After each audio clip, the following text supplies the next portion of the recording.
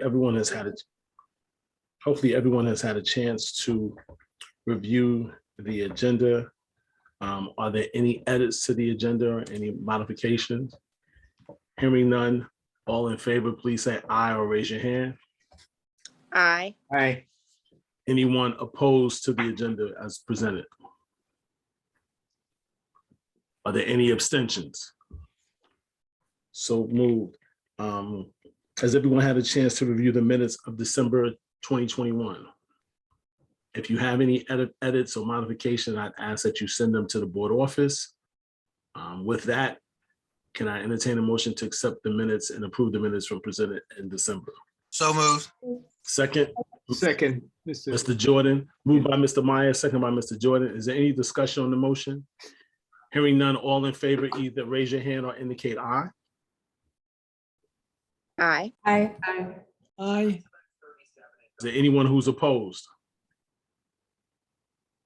Any abstentions? The minutes have been approved. Thank you.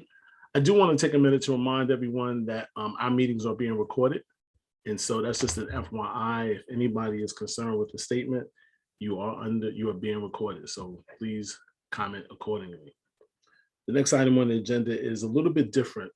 As we've discussed in previous meetings, and as a result of the recommendations and findings from the Comptroller's office, as we get into presentations and sections of the agenda that require a vote, it has always been the process of Community Board 2 that dialogue and that commentary was to be limited to board members. In addition, we have always worked under the practice that the work and really the long discussions and the in-depth details should take place at the committee level. That still holds true, but we do want to provide an opportunity where if members of the community who may not have had the ability to get to the committee meetings want to give a brief comment, we have now created an open session for public comments. And those public comments should be in direct relationship to the items on the agenda. If there is an item that is of concern, we still encourage everyone to continue to work through the board office under the leadership of Carol Ann Church and Taya Muller, and then together with myself and the members of the executive committee, we will continue to do so. It's also important to note that another member of that executive committee is Jessica Thurston, who also serves as our secretary. And she has done an excellent job and has maintained a copious note process where if we need to go back and refer to something, we can do so. And so with that, I'll open it up to any public comments. I remind that this is for members who are not part of Community Board 2. I don't care where you sit in Community Board 2, this section is not for you. And I would ask that anybody who is of the public who would like to make a comment, that you keep it to 2 minutes and 2 minutes, please. In which case I'd ask that you raise your hand using the technology that's provided through Zoom. And with that, I'll start first with Julia Forster. Good evening, everyone. Thank you for letting me speak. My name is Julia. I'm representing District 79 with adult education. And what we do in that district, we provide alternative education for anyone in New York City. I work with the adult education unit. Real quick, let you guys know we partnered with the Navy Yard. So Julia, I'm sorry, can I interrupt you for 1 second? And this is fine because this is lessons learned and we're going through this for the first time. So thank you for giving me the opportunity to bring more clarity to this. Because you represent an agency or a group that we would consider to be a community partner, you're further down on the agenda. Oh, okay. You would be under Section 12, city agencies and community partners. Okay. And because you're so special, we bold that section for you.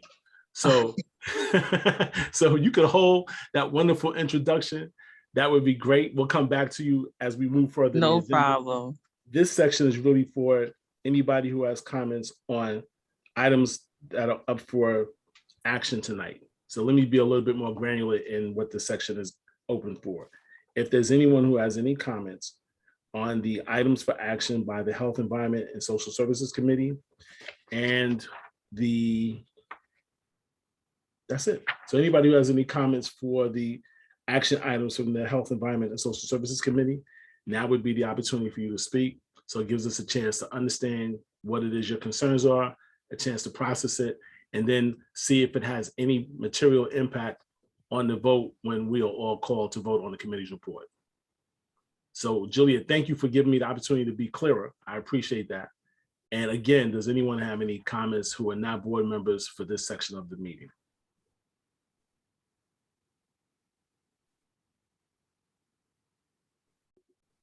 Fantastic.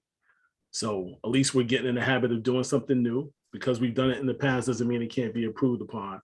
And we thank the Comptroller's office and our district office for making sure that we make a process that's more inviting to the community. So thank you for that.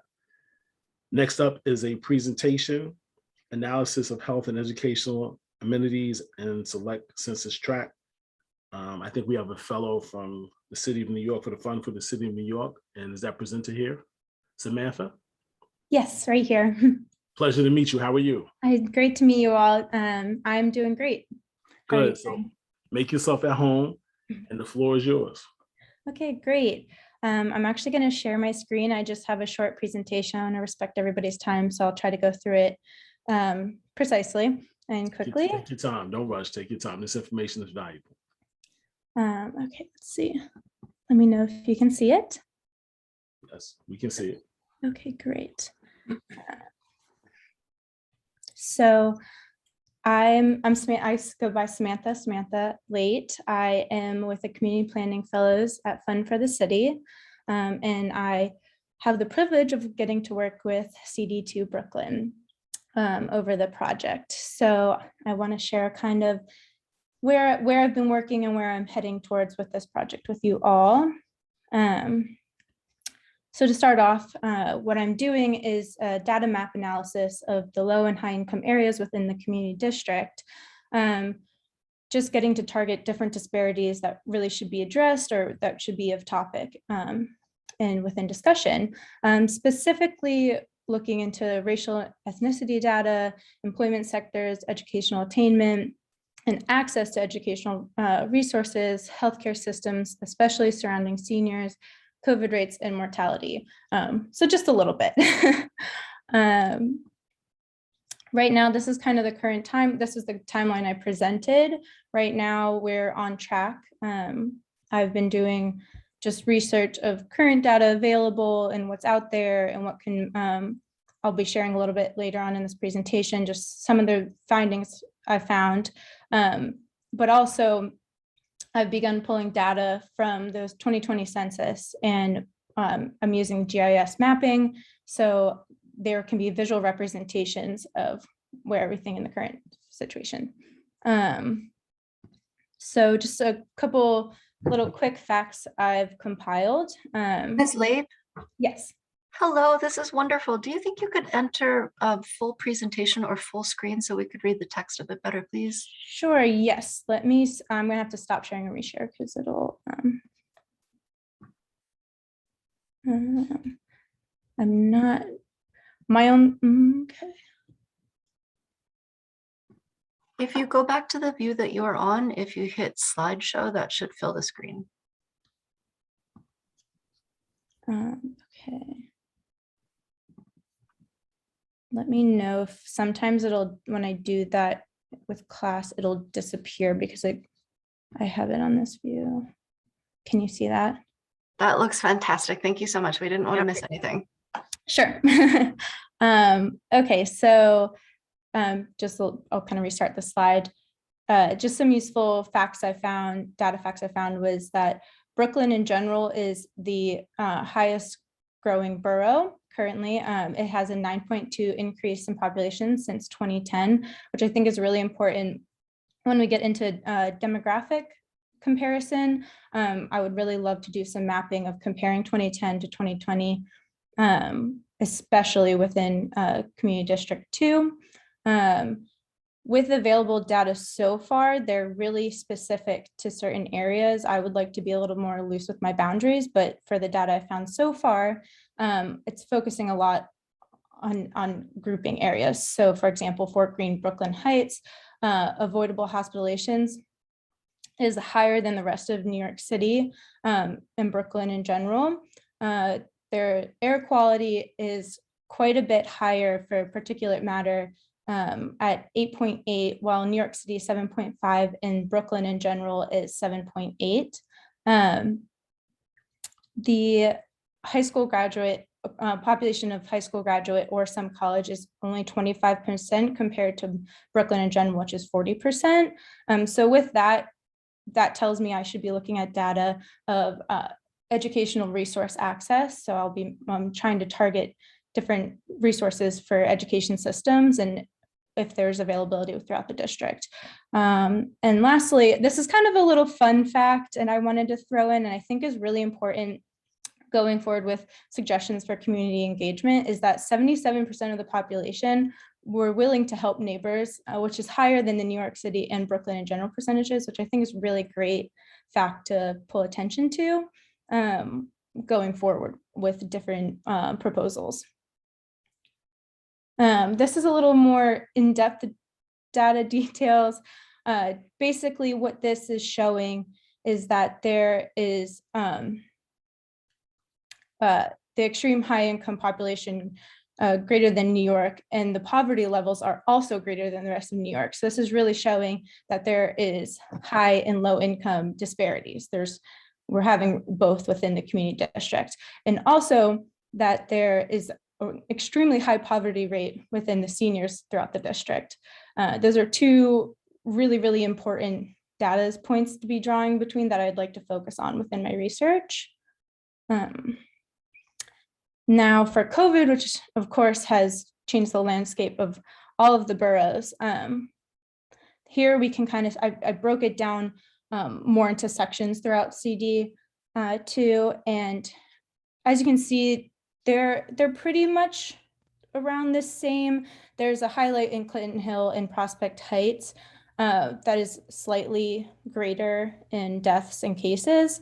So I would kind of like to focus in that area with the research around pertaining to COVID. But as it's kind of showing is CD2 in general has about the same about cases to death rates as all around it. But I want to do some more comparison of demographics as well, that this was just in general. Some final thoughts. These are my topics of focus I'll be pursuing. So population demographics, as I discussed, like between 2010 to 2020, high income versus low income areas, access to educational resources, as I mentioned, air quality versus healthcare access, poverty rates of seniors based on location, senior-based healthcare access. And then I'd like to do some environmental impact mapping based off of that one fact I found of the higher particulate matter. I think that could be a really important research to be finding. And that's it. There's a lot of information really quick. So if you want me to go back to any slides or have any questions, please. So Samantha, let me just say, excellent job. I appreciate you presenting this and the willingness to take on this assignment. From what you've laid out, this is going to be valuable information for Community Board 2. So we're looking forward to working with you on that. And with that, let me open it up to board members. Again, let me open it up to board members who may have questions. And I'll start with Brian Howell. I have a question. So Hazra. Yes, in your slide that showed the COVID deaths and illnesses, I noticed you had Clinton Hill twice. Is there a reason for bundling us with Prospect Heights and then Fort Greene? Yes, so this wasn't my mapping. This was what's been provided, and this is the data that's out there. This is from the New York Times data. I can send a link if anybody would like to see it, but they, as I said, they loop communities together, and I'm not sure what the reasoning is behind it. This is where, when I do my GIS mapping, I'll be able to do more specific targeted data. So I'm kind of hoping to get into that. Yeah, because with Clinton Hill, bundled with Fort Greene and then again with Prospect Heights, it doesn't give Clinton Hill a clear picture of what's going on in Clinton Hill, separate from those two other groups. Yes, I totally agree. Can you put up that slide if anybody might be interested to see what we're referring to? Sure, yes. And I can also share, I'll once all the questions are done, I'll find the link to that data Sure. that's available. So if you'd like to look at it yourself as well. I'm not sure, I was wondering that as well, but let me pull it up. It was close to the end. I think it's the third to last one. Yes.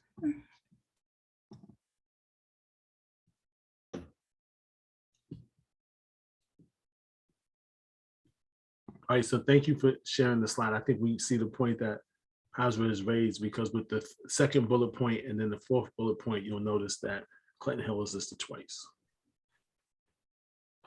With very high numbers of cases in both counts, 2,900 and 3,100. All right, Thank you for that. Sid Meyer? So, but how do these rates compare to the rest of the city? I know, I see what the rates are on that slide, but how do they compare with the city and Brooklyn in general? Sure. So I don't have that information on hand right now, but that will be available on that link I share. It's a whole complete mapping of, and again, it's very, like, they link different communities together, which is a little strange, but you'll get an idea of what it's showing. My hope for what I'm going to be showing is going to be more strictly pertained to CD2. Okay, thank you. Bill? Thank you, Mr. Chair. Samantha, thank you very much. This is some really interesting information. Do you know when you're going to have the first part of the survey done and when you go into a little more depth? Because what we're looking at right now, especially, is the disparity between the low income and the high income, and also with the rents in the area. That's something that we're looking into specifically at the land use. Sure. Okay. I believe, I think I may have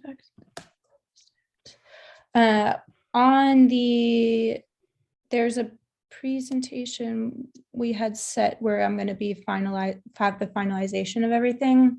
It's going to be April 13th is when I'm going to be presenting the final findings. Mr. Dew? Thank you. Did you call John Dew? Yep. Happy New Year to everyone. Same to Samantha, you. you had indicated that there was a 10-year period that you're studying. I didn't quite understand what that 10-year period was about.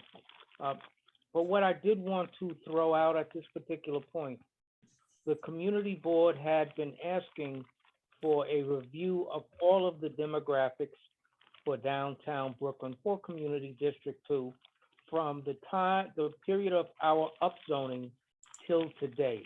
Is that something that your organization could potentially also look at? So I'm specifically assigned to CD2. We work within projects.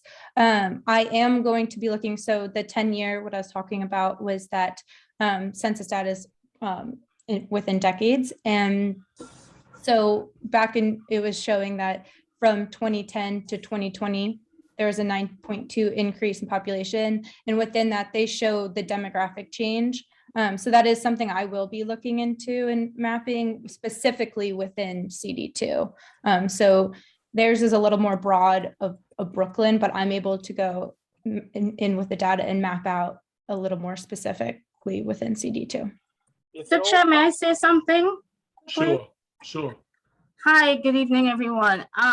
So maybe what we should explain or should have explained is that Samantha is a planning fellow that's been assigned to the community board. And the project that she outlined at the top is what she was asked to do. So if we can please limit our questions within the scope of the project, that would be great, because she's not studying anything outside of that in relation to the board. Thank you. I understand that, Carol Ann. However, this type of project has been requested by the community board since the 2004 upzoning of downtown Brooklyn.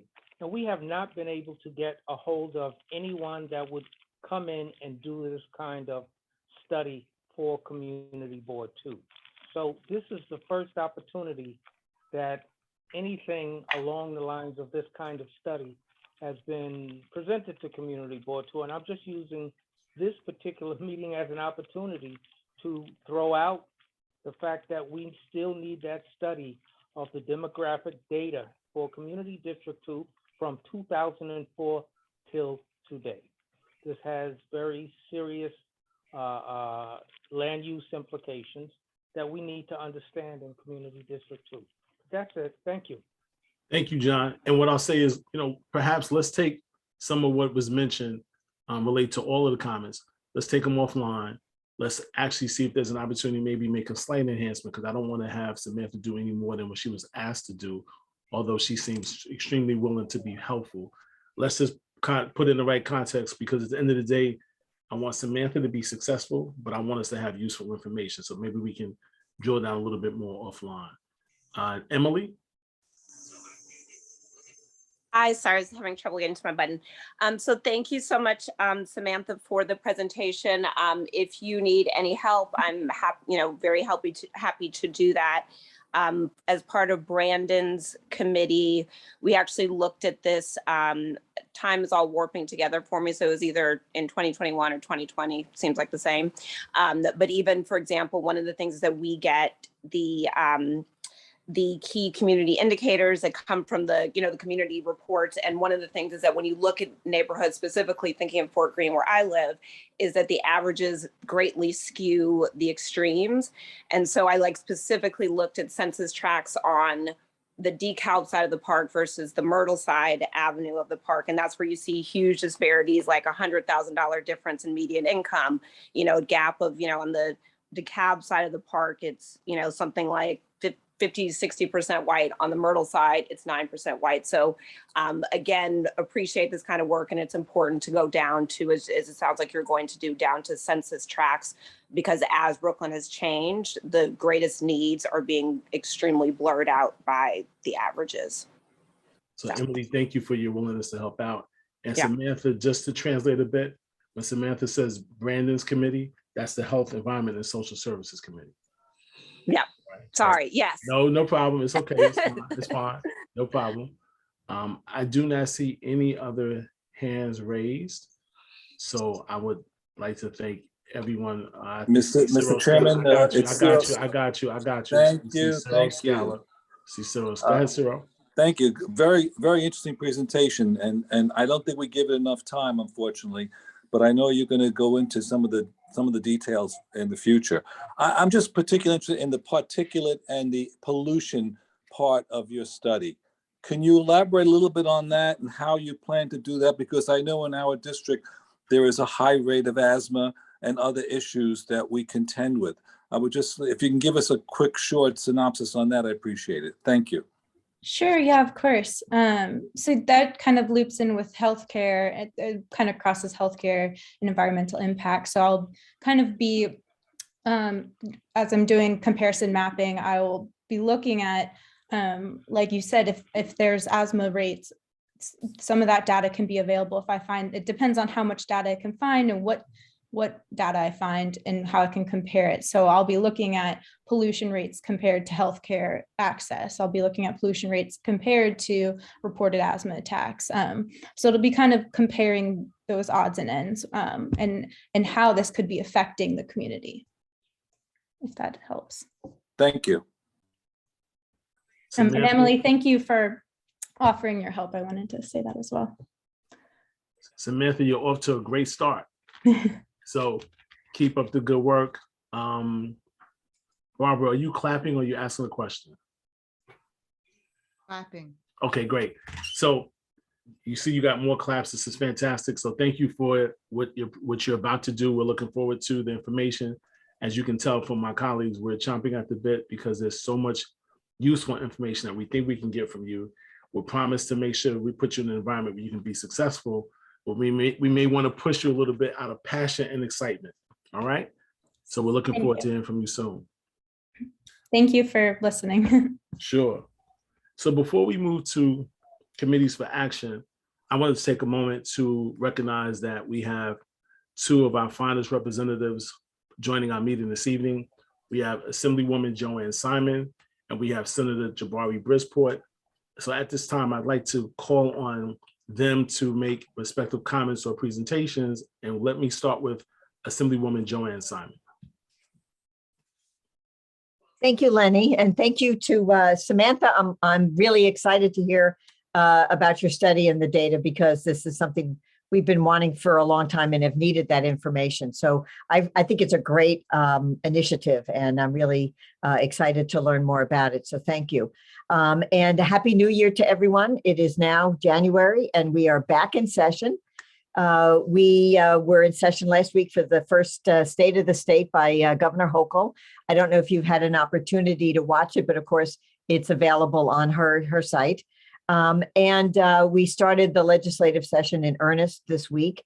And we did two basic things I think are of import to the community board.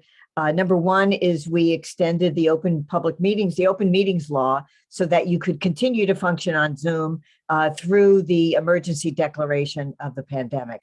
So there's no specific hard sunset on this, because I think we've all learned by now that we really don't have any idea when this will end.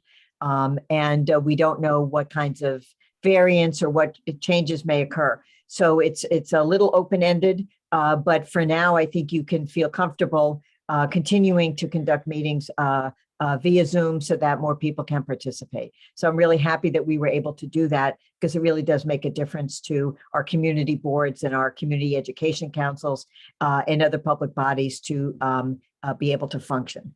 Then the other big thing that we did this week is the legislature formally voted on and rejected the proposed district lines, the maps for the Assembly, the Senate, and congressional lines after this most recent census in 2020.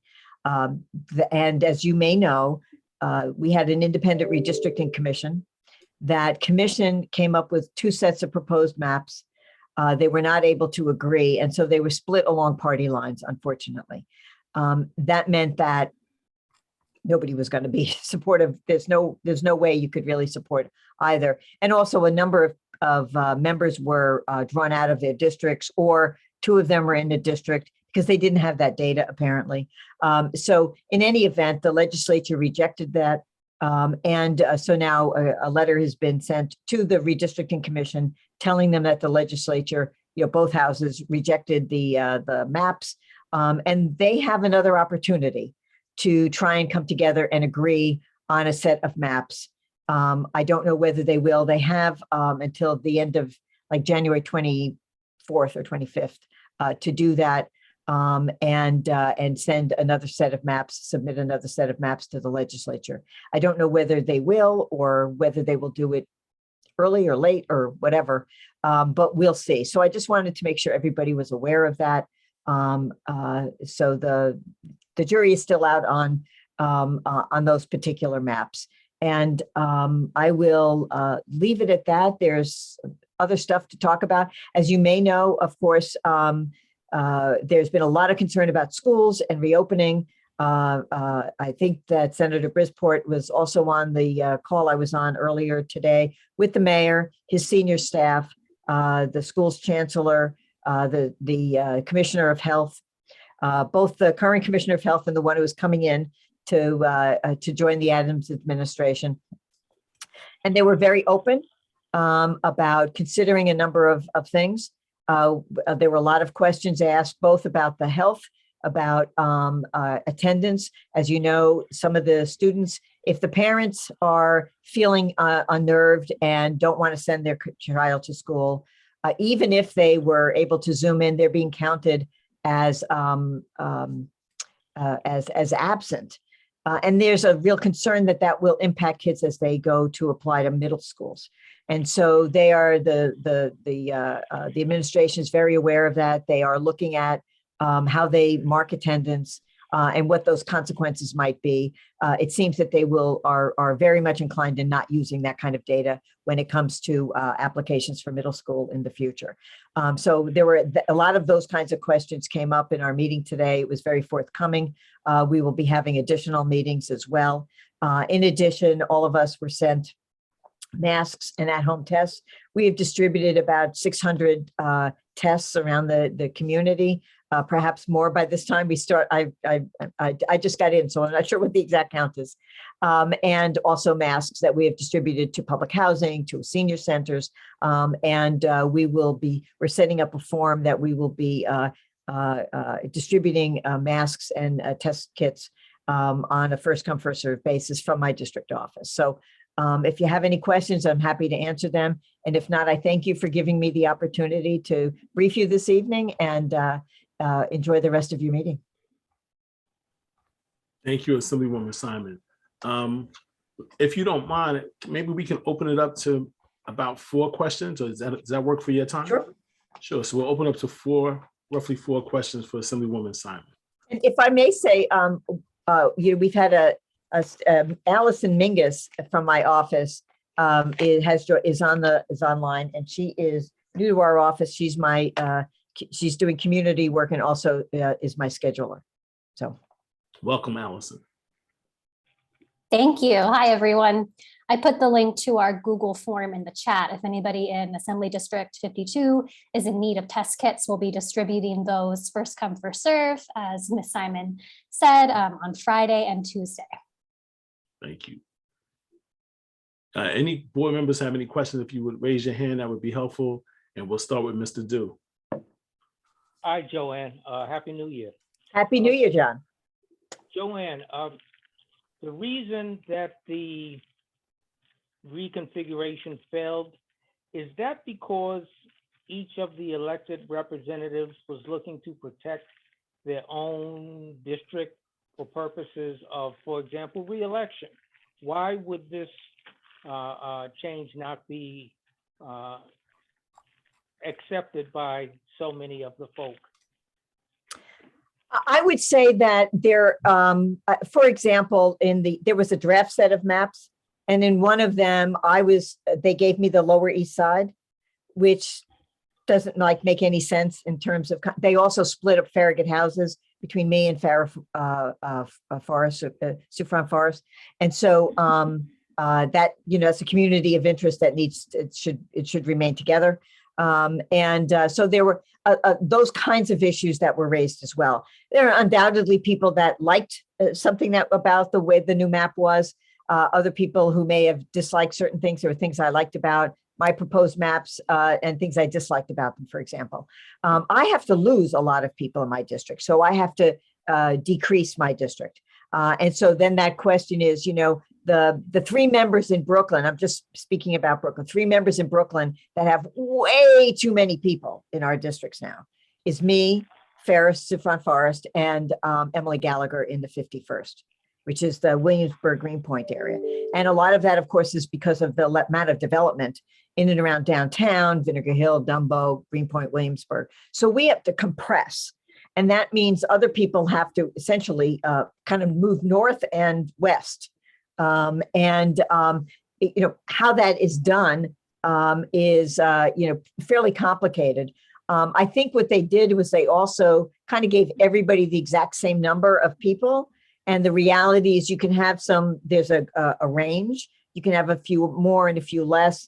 I was over the new average by about 14,000 people, right? So that's a sizable chunk. And so that is, part of the conversation there. I know in some places in other boroughs, for example, as well as parts of Brooklyn, I believe, people were drawn out of their districts, and not intentionally, for example, because it's done by the Independent Redistricting Commission.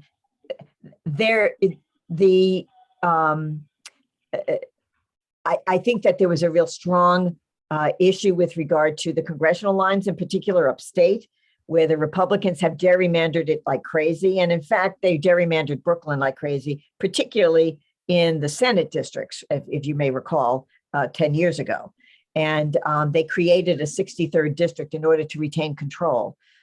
They no longer have that control, but part of the reason some of the districts in Brooklyn look as weird as they do is because of the prior gerrymandering. So there's also an effort to try and have them make more sense. And I think they just didn't quite achieve that at this juncture. Thank you for that, Joel. Yes, and these are the current maps. Yeah. So you see a little weird. Yeah. Cyril?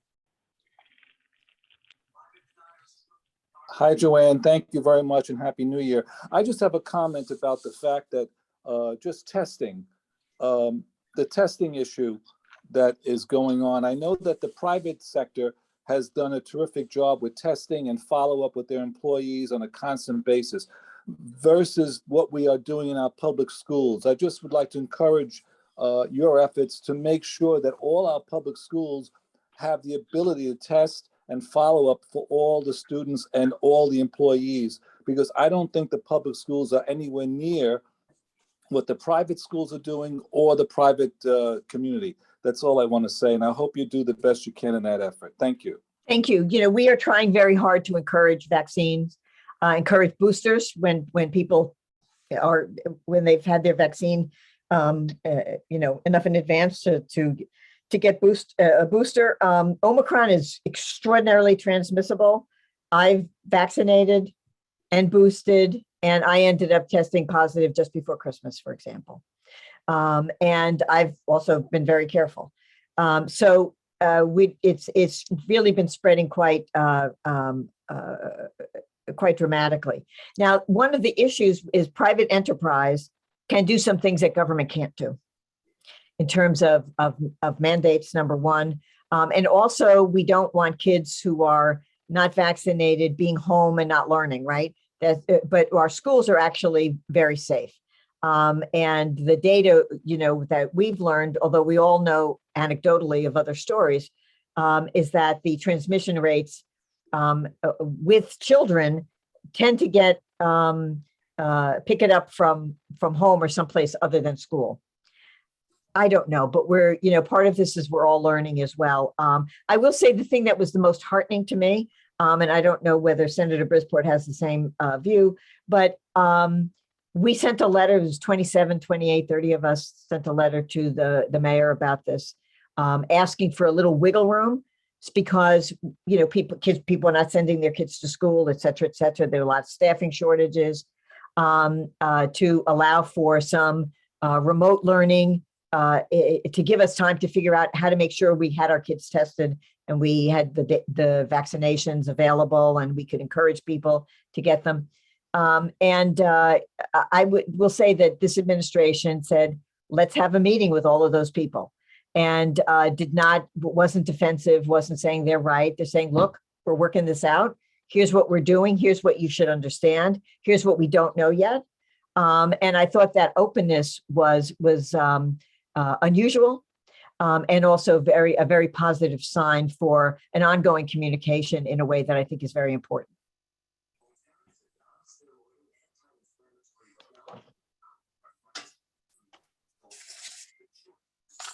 Thank you, Assemblywoman Simon. As always, we appreciate the work that you and your colleagues are doing up in Albany.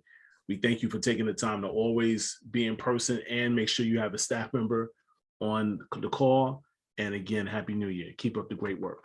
Thank you. Thank you very much. Happy New Year to you, Lenny, and to all of you. And have a good remainder of the meeting. I'll stay on for a little bit, and then I have to go to, surprise, surprise, an Atlantic Yards meeting. Good luck with that. You're at a crossroads. And so next we have Senator Jabari Brisport, who will be making some comments and I think maybe even a presentation. And then after him, we'll have comments from Senator Kavanagh. Yes, and thank you. And yes, Assemblymember Simon and I are doing 2 meetings together tonight. So great to see you both of these. You're actually seeing me in Brooklyn. I'm currently quarantining, as like the Assemblymember said. The Omicron variant is highly transmissible, and even though I also am double vaccinated and boosted, I have contracted the latest variant of the virus. It feels like a mild cold, sniffly. So I encourage you all, if you have not gotten vaccinated and boosted, and if you're eligible, please do so to mitigate the effects of the the virus. So I'm gonna share my screen to go through some updates. I'm gonna skip over some parts because the assembly member, what did I just do? Sorry. Covered through a few of them. Extending remote meetings, the assembly member talked about.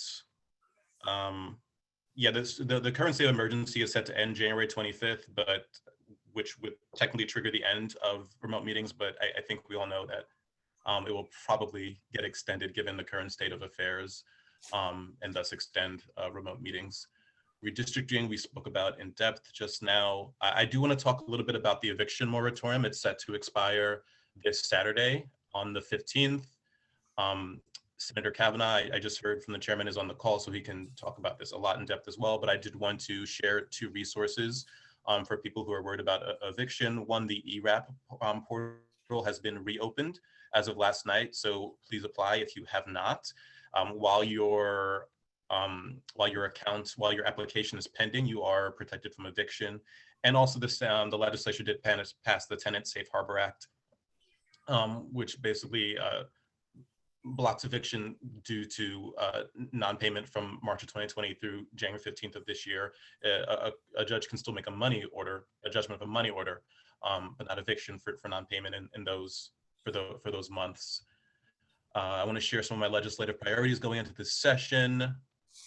There they are. So my office has introduced a Universal Child Care Act to bring free childcare to all parents throughout the state of New York and raise wages for childcare providers. There's also a bill we have to divest the statewide teachers pension fund from fossil fuels, just as the city's teachers fund is divesting. I've always been a big fan of the New York Health Act to bring a single payer healthcare system to New York State. The Build Public Renewables Act, which would allow the state and the public to build more renewable energy throughout the New York State and get us off fossil fuels faster, and also bring greater protections to tenants from eviction through good cause eviction. And like the assembly member, we have also been given some tests and masks to distribute. We have not distributed ours yet. We're catching up with Assembly Member Simon's office, but we have around 1,000. We'll be distributing them in a few locations throughout the district, dates and times TBD. And if you want to be kept abreast of those locations, as always, feel free to reach out to my office, Brisport at nysenate.gov. And you can sign up for more updates at bit.ly/SD25-updates. Thank you so much. Stop sharing. Great. Thank you, Senator Brisport. First, let me say, I hope you feel better real soon. Thanks. And since you sound like you're in good spirits, are you up to taking, let's say, 4 questions from board members, hopefully those who've not already asked questions, so that you can get a sense of a chance to engage with the board members? Is that a yes? Yes, sorry. Yes. All right, so we'll start with Leonard Jordan. Thank you so much, Chair Singletary. Thank you, Senator Brisport, for your presentation. Thank you for being here with us. I just had one question on the open meeting law. Is that something that the legislature votes on or considers every month? Because I know you had mentioned about the January date, but we know that that probably won't happen. But is it every month, or is it for a certain period of time? It's not every month. Last time we met, we extended it to the 15th, and this most recent time we extended it until the state of emergency is over. So as of now, the current state of emergency is set to end January 25th. I can say with a lot of certainty, and obviously not 100% certainty, that the state of emergency will extend past January 25th due to what we are all seeing with the current rates of transmission and the state of the virus. Okay, thank you very much. Bill? Thank you, Mr. Chairman. I'm just kind of curious, Senator Brisport, you were mentioning the masks that you were handing out. I'm just kind of curious, which mask are you handing out? Did any of the other electeds want to mention that also? Because based on the CDC now giving out new requirements for masks, they're now saying basically that the KN95 is the mask that people should be using. Are we handing out KN95s? I need to double check with you on that. So let me on the let me staff help the checking. senator out. According to the Department of Health, that's all you're going to be able to get is N95. So I think it's a safe presumption that from a public health crisis, both Senator Brisport, Assemblywoman Simon, and I would dare say even Senator Kavanagh will be handing out N95s or KN95s. Yeah, that's what we got is KN95s. That's what we gave out. I'm sure the Senate got the same ones. We got it from the same place, and we're and tests as well, at home Right. tests. Mr. Gordon? Thank you very much, Lenny. Just want to ask Senator Brisport and maybe Joanne as well, if you want, going back to the moratorium and the evictions. Now, what should tenants who are currently in or receive non-payment proceedings or have current proceedings in the housing court? I know that they could not be evicted, but cases could still be brought. What should those tenants be doing to make sure that they are protected? I know you gave a couple of solutions. I understand the governor may still extend the moratorium, but in general, just what should people be doing who have cases in the housing court right now? I think one, it depends on when the non-payment is from. So if the non-payment is from prior to the pandemic, unfortunately, we do not have any protections from them in place. So It doesn't cover it. Yeah. It doesn't cover it. If it is from March of 2020 till January 15th, they are of this year, they're protected by the Tenant Safe Harbor Act. And in terms of just immediate protection, I mean, tell them to reach out to my office, to local officials. If they don't have legal assistance already, we will help them, we'll connect them to legal assistance to ensure that when they do have a day in court, they are adequately represented. And just a reminder, if they are served an eviction notice, that doesn't mean you pack up all your things and leave immediately. A court evicts you. You do not, of course, you have to leave, which not everyone knows, and people get scared and sometimes they leave. But yeah. Thank you. Thank you, Senator Brisport. Appreciate you participating. Again, I hope you feel better and look forward to seeing you soon, and keep up the great work. Thank you. Next up, we have Senator Kavanagh. Hi, everybody, and I'm here to round out your trio of elected officials who have been infected with the Omicron variant of COVID-19. At least that's what I assume. I actually have been, I got sick on New Year's Day, and I'm actually still quarantining, although it hasn't been a terrible case, but it's been a persistent case, shall we say. But it is great to be with all of you remotely. You know, my colleagues covered a lot of ground already. I just want to add, you know, just a couple, in some cases, I'm adding details to some of the things that they've mentioned already. First, just on the legislative front, we did have our first hearing of the year of the Housing Committee along with the Judiciary Committee on something Senator Brisport mentioned, which is the good cause eviction bill. We heard about 8 hours of testimony from all perspectives and had very active participation by numerous members of both of those committees from both parties. So we are, you know, this, for many of you may know, is the notion that if you're going to be evicted in New York State, it must be for a good cause. You can't be evicted merely because your lease has expired or because your landlord chooses to remove you from your apartment. It might seem like common sense. It is the law in some other places, but in New York, it is not. And it is a very significant potential protection for tenants across the state, especially for non-rent regulated tenants, which is about half of the tenants in New York City, and it's the norm in the rest of the state. So that's something that we've actively worked on for a couple of years now. And, you know, we think, especially coming out of the pandemic, it's a critical issue to focus on this year. We also in the Senate passed it's become a bit of a tradition for us to pass a package of voting reform legislation on the first day of session. And we did so again this year. You know, in 2019, I think we took these enormous steps forward with some bills that had been stalled for, you know, in some cases decades. In many cases, I'd introduced them in my first year in the Assembly in 2007, and I was very happy to join my Senate colleagues passing in 2019. But we did take a few significant steps forward.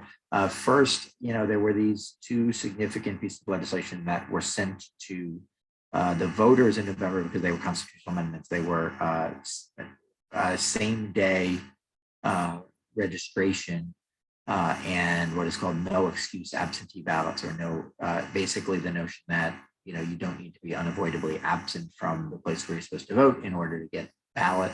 And of course, same day registration allows you to register and vote up to and including election day. Those were voted down by the voters. There was a very active campaign in some parts of the state to oppose them, and often making some of the arguments that people in more conservative circles and many Republicans make about supposed concerns about the integrity of our elections that those things might raise. I think that it's unfortunate that voters voted those down, but we took steps to re-up them. The process is the legislature passes these things in a couple of consecutive sessions and then sends them to the voters. I do think we need to work harder to pass them next time. And I fault myself and others who have been committed to that for a long time for not, more actively engaging in the debate publicly before the election. But we also passed a bill of mine, which I think is more significant now because of the voters' choice in November, which is to move up the date for registration to 10 days before the election, rather than its current statutory date of 25 days before the election. That is, again, the Constitution says it may be no closer than 10 days to the election, but the combination of doing that, which we can do statutorily, it's not a constitutional amendment, so we passed it as soon as the Assembly passed it and the governor signs it, it would become the law.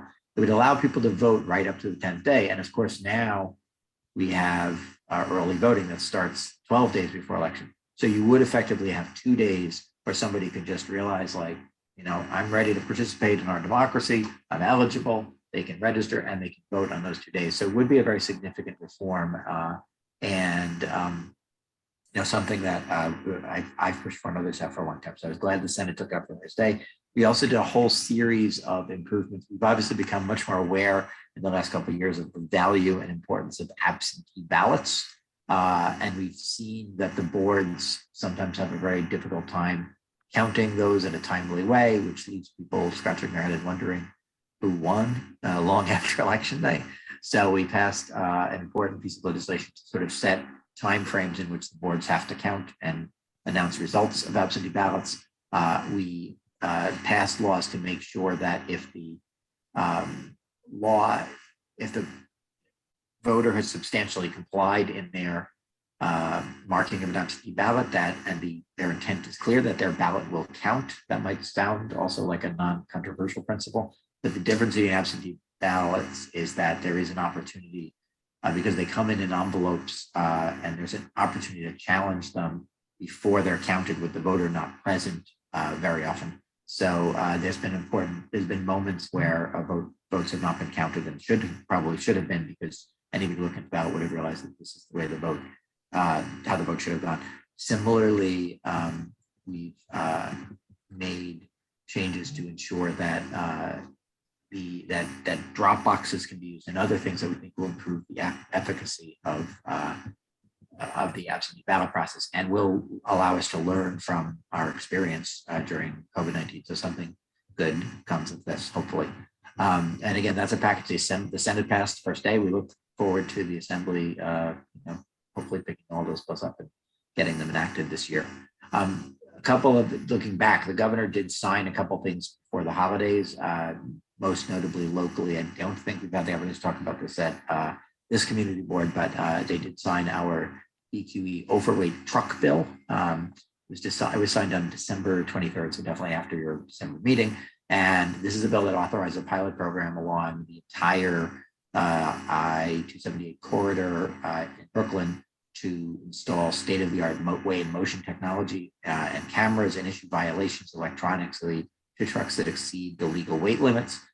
This is could be a revolution in the enforcement of those important laws, which are both about the stability and integrity of the roads and particularly the BQE, which has been an issue I probably don't need to tell people about in this room. And also it's important for safety. Overweight trucks really are much more dangerous because they're much harder to stop and they cause a great deal of damage, obviously, when they collide with another vehicle or some other object. So This will be the first time in America that this kind of enforcement process has been used. The DOT is committed to implementing it. I will be meeting with a new DOT commissioner very soon. Our old DOT commissioner, who is from Brooklynite, who is from the prior administration, also was very instrumental in getting it done. So, and of course, my colleague, Senator Simon, was the assembly champion of that bill and worked very hard to get it done there. So we're very pleased about that.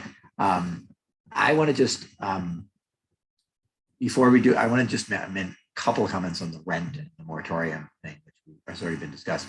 But just to say, on the homeowner side, we do now have a state homeowner assistance fund that began accepting applications on January 3rd. It is available for homeowners of moderate income to pay costs that they were unable to pay because of COVID, including taxes and in some cases maintenance costs and mortgage payments and all of those things. It is a $539 million fund, which is, a respectable amount of money, but, fairly likely will be not quite the need in New York. So if you know people who are homeowners who are in that situation, or you yourself are, it would be prudent to apply quickly. It's through the state division, state homes and community renewal, the state housing agency on their website. And it's we've learned a lot about designing these applications. It is smoother and I think easier than some of the earlier application processes that we've had to go through to get assistance, especially at the beginning. We did hold a Brooklyn town hall for this part of Brooklyn, that included this part of Brooklyn in December. We got all kinds of questions about that BQE, which hadn't been signed yet, about small business relief, climate change, housing issues, and numerous other things. We do look forward to continuing to host those, and the community board was instrumental in getting the word out about that, so we appreciate it. Just on the moratorium, I sponsored the moratorium bill the last few times. Every 4 months we extended it. We've now had a moratorium in place for 22 months continuously with some minor glitches in it. And when the governor allowed the executive version of it to expire in late 2020, that was Governor Cuomo, of course, prior governor. But it has been very protective. I do believe that the current public health situation would, warrant a continuation of that. But it's politically very challenging, and also there are a lot of people that feel like so many other things are going back to normal when the kids in school, and it's hard on landlords and others. And so it does appear that is not being extended. Somebody said the governor might extend it, but that does not appear to be within the emergency powers the governor currently has. So the only real way to extend it likely would be for a bill to be passed by both houses of the legislature, which we are out of session for this week, and the moratorium expires in 3 days. So people should be aware of that. They should be aware, and I really do want to Senator Brisport emphasized this in nice graphics. We have to up my presentation game in my office, but sorry, I enjoyed that. But just to say, like the emergency rental assistance program does provide very powerful protections. And the problem was, one of the problems with that is the governor closed the program in a couple of months ago, which means many people think that program is over. It was over until the Legal Aid Society and some others sued and forced the state to reopen the program, and they reopened it just 2 nights ago. That means that most people, many people who need that program, who will benefit from it, are not aware of it. So please do, to the extent you can spread the word in your circles, to the extent the community board can spread the word, please let people know. Great to see you, Jabari. But please do let people know that they, especially if you are concerned about eviction, should apply to that program. But even if you're not, if you want your rent, there's no money currently in the program, but a lot of us are committed to getting a large additional infusion of money into that program and covering those arrears, both for the tenants that might be suffering and also for landlords to be covered, so their costs are covered. So it is really prudent to apply as soon as practical. It was also, the program was a mess when it first opened last June, but it is a much smoother process, and they've processed 280,000 applications at this point. We think there may be just as many tenants out there who are eligible who have not applied. So again, that's an important message for tonight, and especially without the eviction moratorium, that is your primary means of protecting yourself from eviction if you've had trouble paying your rent during COVID. And I think I will stop there. Thank you, Senator Kavanaugh, for that robust update. We appreciate you working closely with your colleagues. I want to say that Greer does a fine job representing you in your office. And so we want to wish you well, hope you feel better. Happy New Year. And then I'm mindful of time and the rest of the items on the agenda. So That's fine. If we could open it up to maybe 2 questions for Senator Okay. from people that already asked questions, that would be great. However, if you don't have a question, I'm sure that's fine too. No one will be offended. Great. Senator Kavanaugh, feel better. Have a great evening. Pleasure. Thank you all so much. Thank you. Yeah, take care. So what I like to do is just continue to move within the spirit that we're moving in. You know, generally when we have the first of the new year, you get a lot of electeds and dignitaries who are here because they can be in person and they try to manage conflicts. So with that, I want to be in the same spirit and acknowledge our council member from the 33rd, Mr. Lincoln Restler, who may be a familiar face to some. And then when he's concluded, I'd like to turn the floor over to our new Brooklyn Borough President, the one and only Antonio Reynoso. And then there are representatives on the call from other elected officials who we will acknowledge them further on in the agenda. But in that order, that's how I'd like to proceed with the rest of the meeting. So with that, let me turn over to Lincoln Restler. Councilman. Well, thank you. Thank you, Mr. Chair. It is always good to be with you, Lenny, and to be with all of CB2.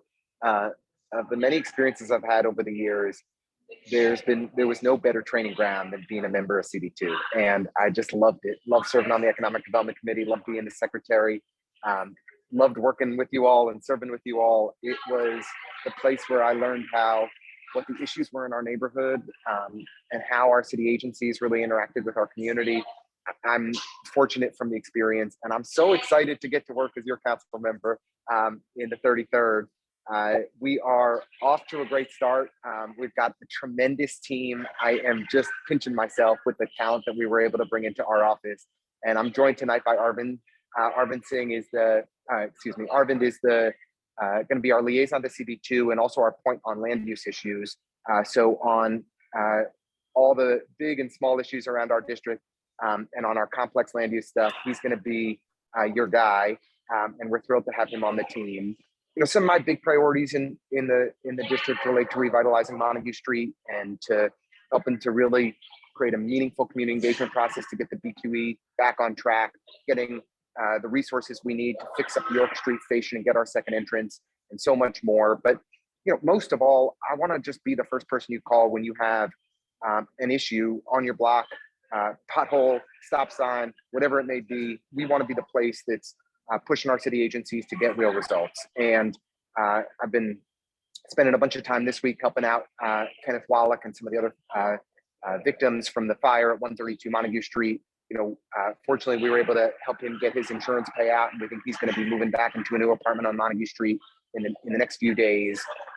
But you know, wherever we can be helpful, just let us know. We're going to be keeping Steve's office at 410 Atlantic. So as the public health dynamics improve, let us know. We'll be opening up there. And you know, the big priority for me these days has been COVID. Obviously enough. And we're working to get a new testing site in downtown Brooklyn. I hope to have details on that in the next day or so. I know Lenny's opened the hospital, Brooklyn Hospital, for some testing next week as well. We're going to be sending out an email every week on community updates and community issues, and a separate email on COVID, just so everybody has all of the most up-to-date information on all things COVID, where to get tested, what the latest data is, what the guidance is from the CDC, which can be sometimes more than a little confusing. We want to be the place to help break it down for you and make it local. But I just, most of all, want to thank you for having me. Really excited to work with CB2. I think Lenny and Caroline and I are going to sit down later this week. And from there, look forward to sitting with committee chairs and just being helpful and a resource in any way we can. I always find that when the community board, and the council members, and our borough president are rowing in the same direction, we can get real results. And I'm so excited to be serving with Crystal as the counterpart on the other side of Flatbush, is just tremendous. And the borough president, who is really a denizen of CB2, because Borough Hall is CB2, right? So Antonio's got to be looking out for us in CB2. And Antonio, if you don't all know him yet, is just salt of the earth, one of the best people around. He's an old and dear friend of mine. I have utmost faith and confidence in him, and he's going to take Borough Hall to new heights that we've never seen. We're incredibly fortunate to have him in the role. But I just thank you for the opportunity to join you all tonight. I'm going to be here every month, so I hope you don't get too sick of me, but here to help and look forward to working together. Welcome home, Lincoln. It's good to have you back. I'm mindful of time, so Lincoln, we're not gonna ask, open it up for questions. We're gonna keep it moving. And before I go to the borough president, I do want to amend this real quick and bring in the council member for the 35th, which is Crystal Hudson. Thank you so much. It's good to be here. Good evening, everyone. I just wanted to come and say hello, reintroduce myself in this new capacity. I want to introduce a couple members of my team. I have Casey Addison on here, who's my chief of staff. Let me see, I can't, she's waving, so I can't, oh, there she is. If you could scroll through and find her. And I also have Andrew Wright on, who's my director of policy and budget initiatives. And so if I'm unavailable, either one of them should be available to you. My office will always be available to you all. I look forward to working closely with you. I will ask Andrew to drop the link for discretionary applications if that hasn't been shared yet. But if you or anyone you know has received funding in the past or is looking to get funding in the future, the discretionary application is open. It was open, I think, as of last week. We'll be hosting a couple of info sessions, most likely in partnership with Lincoln and some other council members. So we look forward to seeing you all there. I'll drop our contact information. We're working remotely currently, trying to keep everybody safe and healthy. We, once we are no longer remote and we're back in person, we'll be at the same district office temporarily at 55 Hanson Place. And so as soon as we have a new location, we'll be sure to share that with everyone. But I'll share our contact for now, our email address, our phone number, and our website. Oh, there's our website there. And I'll drop our phone number and website. And it's really great to see everyone here, and look forward to working with you all. So thanks again. And thanks to the borough president for letting me skip ahead there. Thanks, Lenny. You're welcome. Thank you, council member. And now we turn this over to our new borough president, Antonio Reynoso. All right, Lenny, thank you so much for the opportunity to present myself here to CB2. And I'm sorry, I just had the baby walk in almost on cue. So I guess you guys get to see a little bit of the baby. This is Andres, my youngest. Just decided he wanted to hang out with dad. Mom is gonna grab him now. Here you go. Thank you so much. So we apologize for that. I just wanted to say hello, everyone. I hope everybody's having a good night. I'm here at CB2. Now that I know that CB2 is responsible for Lincoln Restler, I know who to blame.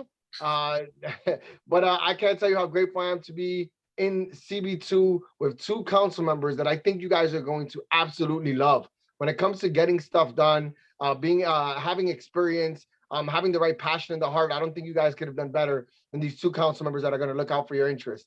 I work in CB2. The building is yours. I hope that you guys take ownership of it. Would love to host a CB meeting there or something. Lenny, it's yours. I would love to make sure you know that the space belongs to the borough of Brooklyn. I want to make sure I make it available. Look, we're going through tough times here with COVID, and it seems like when we close one door, we open another. And it just doesn't seem we don't seem to get rid of COVID. And at this point, a lot of people are just learning to live with it. But what I want to do is make sure that we're building equity and fairness into how we rebuild outside of COVID. We should have these discussions about who's most affected and the people that need the most help, and make sure that we're providing them with resources. And that is going to be central to the work that I'm doing. And I hope that the folks in CB2 could be helpful to me in chartering that agenda and making sure that we're taking care of the people that are most vulnerable. The fact that I am in CB2 physically, I have some ideas about things I want to do in and around the building. I don't know if you guys have seen. I removed all the vehicles from the plaza. So now it's open space and people should be able to use it freely. It means, it took so little for me to do that. It means so much to the community to be able to have that open space. But Lincoln's already letting me know that he saw that park and he says he always got big ideas. So he's already bugging me about how I can use some of the funding in Borough Hall to do better by CB2. The BQE, I want to make Borough Hall a central location to discuss the BQE, the cantilever, and anything in and around the BQE, all the way from Greenpoint down to Coney Island, wherever it is that we need to have a discussion. It should be centered in Borough Hall, and we should be bringing all the electeds together to finally have a comprehensive plan that solves for this problem long term. So Borough Hall will be central to that type of work. I already talked to several friends, and I am hearing that the helicopters moving in and about the community. And because I'm in Williamsburg, I never really had to deal with that. But trust me, it is something that is bothering me and that I think is a luxury that we can do without. And the disruption that it causes to a ton of folks is something that I think we could start addressing. And there are other issues that we're going to have discussions about. I hope you guys really lean on Borough Hall, lean on me. I'm really excited to do this work. I'm just a little bit more. It's just that I love Brooklyn. I love all of it. I love Brooklyn so much. And I can't wait till I spread that joy and let people see the greatness that is the center of the universe, Brooklyn, New York. And can't wait to start the process of really using the community board in a way that I don't think has been used before. And really start empowering you and bringing resources to the community board in a way that you haven't seen before. You've not heard, Diana Richardson will be my deputy borough president, and under her portfolio will be community boards. So you'll be hearing a lot from her. And our goal here is to, again, have demographic representation, expertise, and in a whole light of new type of representation in the community board with respect to the people that have already done this and have been here for a long time, spending their valuable volunteer hours on community boards.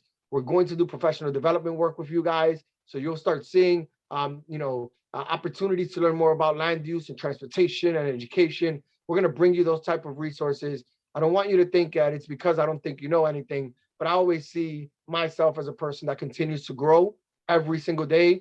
I was learning how to be a council member right when I got out. And I'm going to be learning how to be a borough president for a long time. And I hope you guys take that as a positive thing, that we're going to introduce you to professional development and classes and education that I think would be valuable. So again, thank you so much for having me, Lenny. I really appreciate it. And don't forget to spread love. It's the Brooklyn way. Thank you. As the great poet from Brooklyn said. So there you go. We are definitely enthused and excited with your passion and your energy.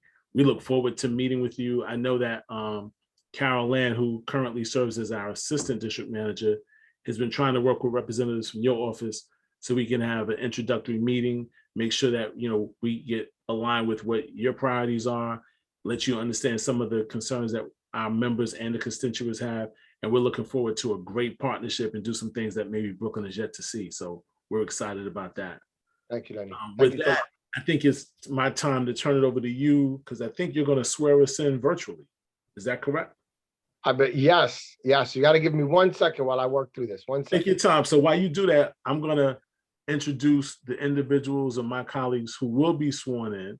So, and you can do it together while you get prepared, but it'll be myself, our first vice chairperson, Mr. Leonard Jordan, our second vice chairperson, Barbara Zala-Granger, and then our secretary, Jessica Thurston. Now, I don't know if we've been virtually sworn in before. And so this might be a first. And so already, I think the borough president, as he committed to doing, is doing new things. So he's off to a great start, because I don't know if we've ever been sworn in virtually before, but it'll give us a chance to officially serve in a capacity that you as the board elected us to serve in.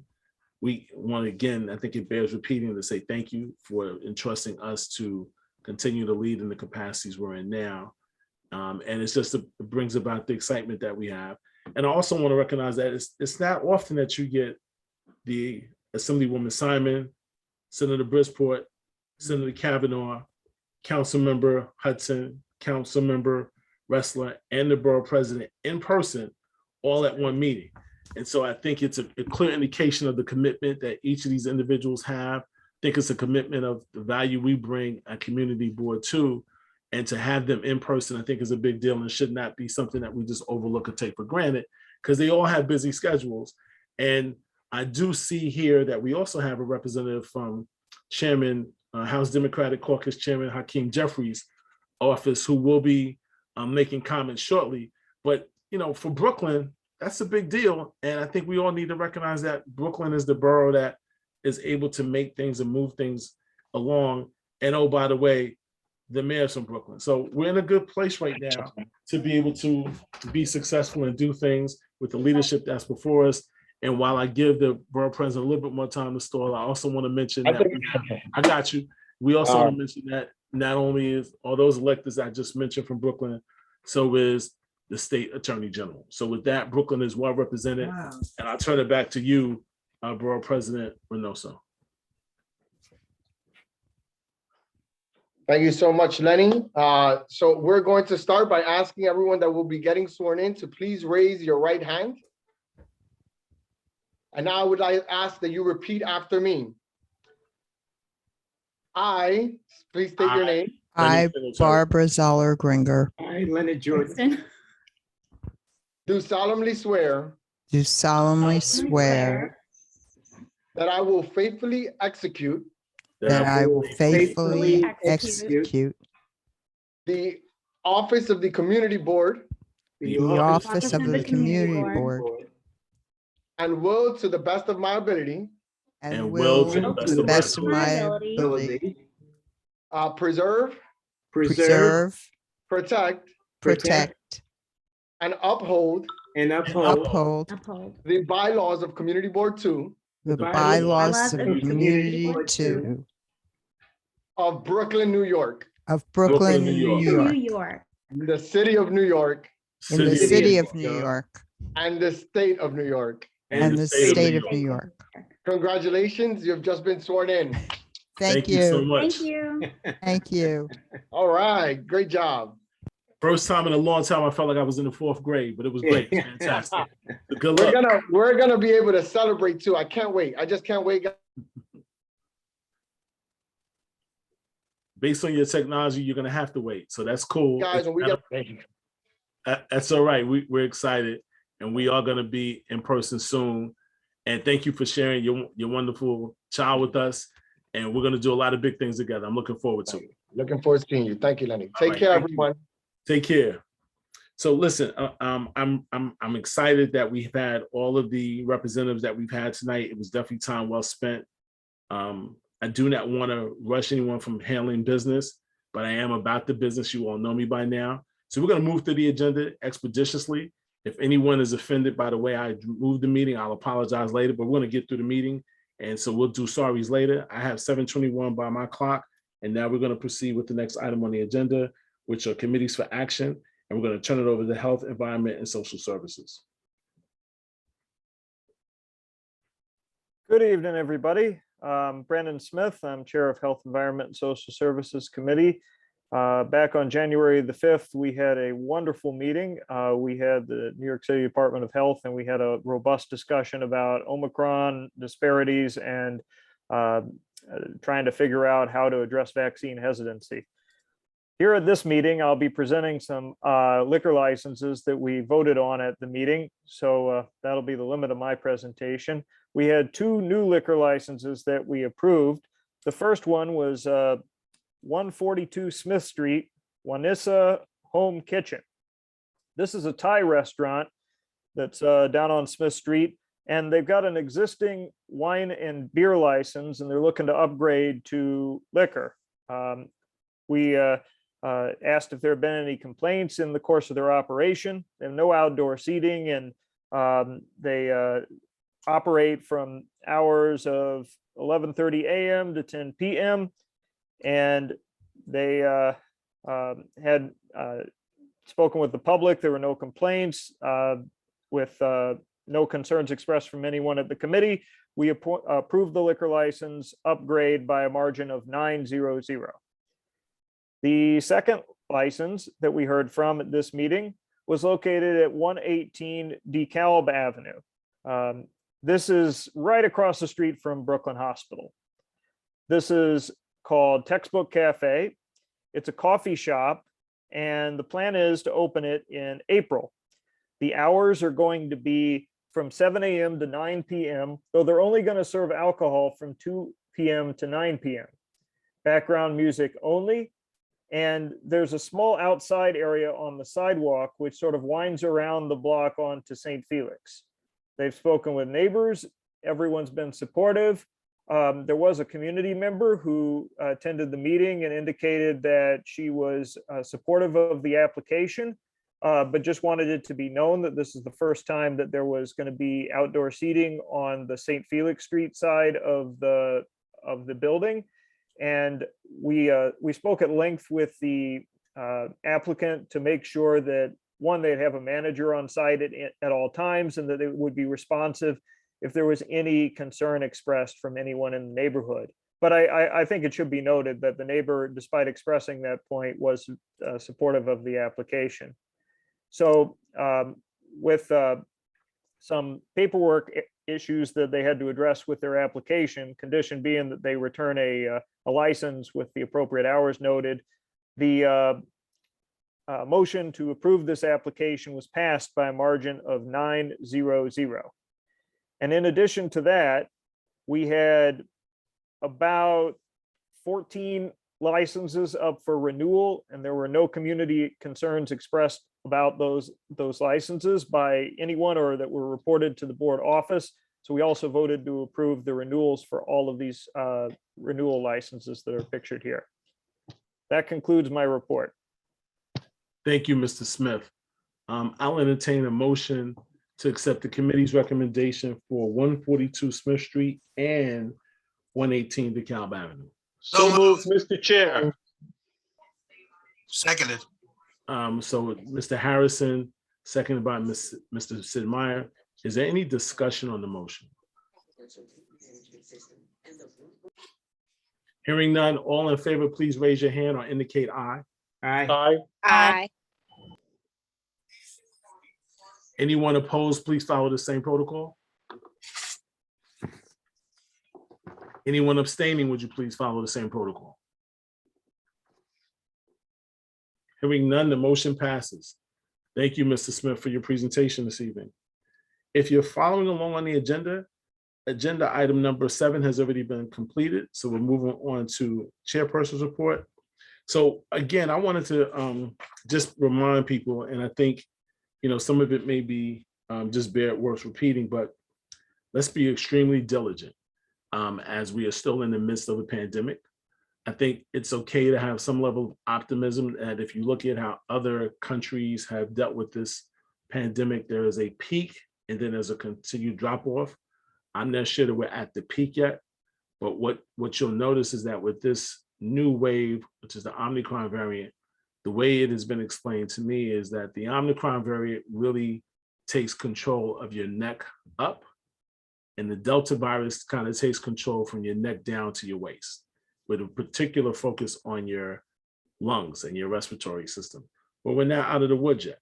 I think there's concerns that we may see a spike based on activity for New Year's and ever-changing guidance from the CDC. But all of that to say that let's continue to be vigilant, take care of yourself. Let's mask up as appropriate, and let's continue to social distance. And hopefully we get to a point where we get out of an environment where seeing each other is a cause for concern, and that we can continue to engage with each other and get back to in-person meetings at the appropriate time.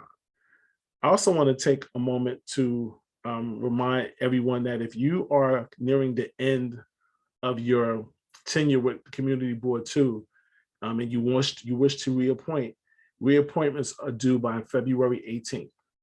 Again, I want to remind everyone, reappointments are due by February 18th. I do ask the board office to send out information to individuals, if they've not already done so, whose term is about to expire.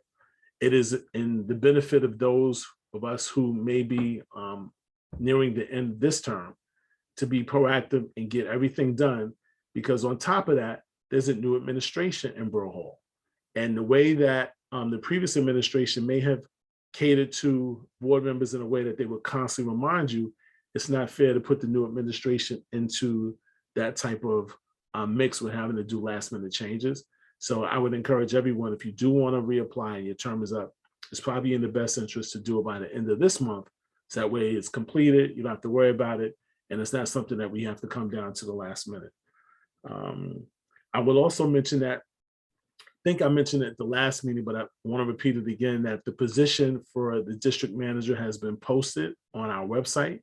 And I think I've received some emails where people are still asking that question. So let me just repeat, if you are interested in reading about the job posting for the position of district manager, it is posted on our website. The Finance and Personnel Committee, led by Mr. Jordan, will be meeting soon to go through a process to virtually interview candidates and move forward expeditiously in finding a new district manager. And I will also mention that we are still soon to come, you'll see some information regarding the position of part-time associate within the office, which is a position once held by Gustavo. And as I mentioned before, that is, both of those positions are a priority, not only to me, but to the executive committee. And so we want to make sure that we get the community board office at full capacity with the required members to run the office. Carol Ann and Tay have done a fantastic job, really leading us through the better portion of 2021 with just a two-person office. Some things may have slipped, although I can't tell that they have, but it just speaks to the amount of work that Carol Ann and Taya are doing, the chemistry that they have to be successful, and the positive way in which they work with each other. And so we want to make sure that we keep that energy level high, and so that as we bring on new members to the office and we do select and find a new district manager, that continuity and collaboration continues. I also would like to ask that if you as board members see things that need to be improved and want to bring attention to certain items, by all means, utilize the board office. But I don't want anyone to think that the board office is the only solution. Each of us as New Yorkers have the ability and the right and the tools to use 311. Let's utilize 311. Let's make sure that you're able to file notices of improvements of things that are important to the community to 311.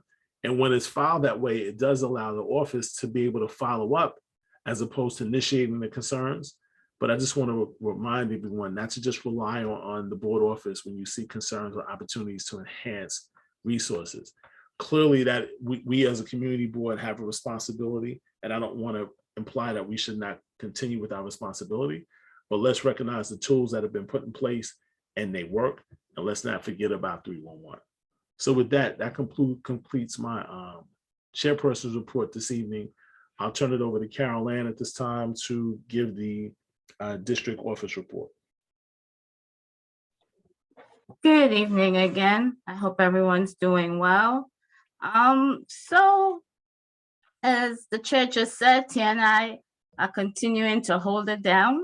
Right now it's become a good habit, it's a habit. So in December, a few things happened. We had a meeting with Brooklyn Speaks that was requested by Brooklyn Speaks with the Empire State Development Corporation to discuss the looming expiration of the 421A subsidies. The concern is if the program expires in June, before Greenland begins construction, the subsidies will be lost and make it really difficult to realize the affordable housing. ESD believes that due to the financial penalties that would occur if the contractor doesn't beat the expiration date, they're going to do everything in their power to do so.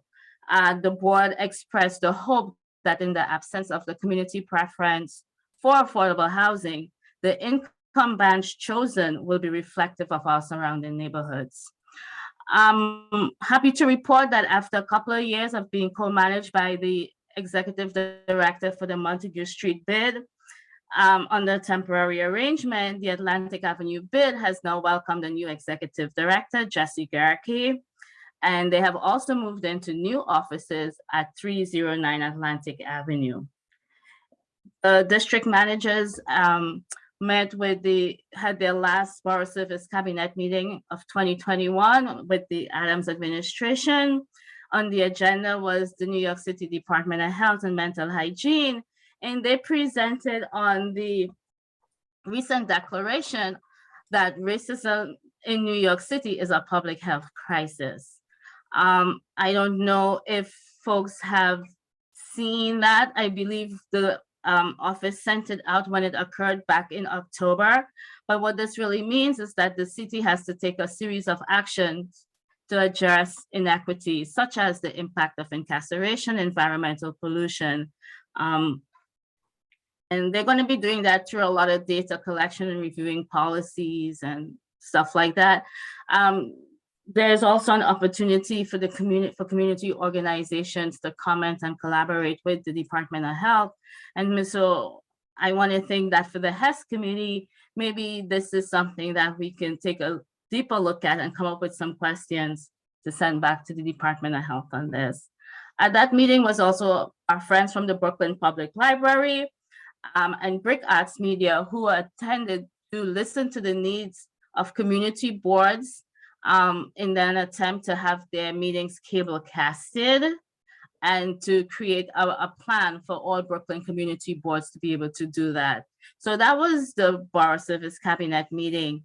Later in the month, Taya coordinated a meeting with the Downtown Brooklyn Partnership, Assembly Member Simon, outgoing Council Member Steve Levin, and EDC to discuss the relocation of the proposed dog run at the open space on Abolitionist Place. And this was something the board discussed at the December general meeting, if I remember correctly. And the issue there is that it's believed that the proposed location for the dog run sits atop of the tunnels that the enslaved persons would have used on their journey to freedom. So there's a general agreement that the history of the site should be respected, and CB2 and the elected officials asked that EDC reconsider the current design. And also still to be inclusive of creating a dog run, but in another location. The plan is to reconvene sometime soon. Under constituent services, we continue to get complaints throughout the fall regarding non-compliance of ASP in Borough Hill, alternate side parking that is. Sanitation enforcement went out a couple of times during December, and so far for January, there have been no complaints, right? Board member who I shall not name. And you are not the only one who's been contacting us on that. We've gotten from people that we don't even know, as well as more prominent members in Borough Hill. Of community concern is a location on Waverly Avenue. It's not licensed, it doesn't have any signage, but apparently there are large parties going on there. It's difficult for the police department to take a look at because they can't just go in without cause. But just letting the community know that it's being looked at, it's not being ignored.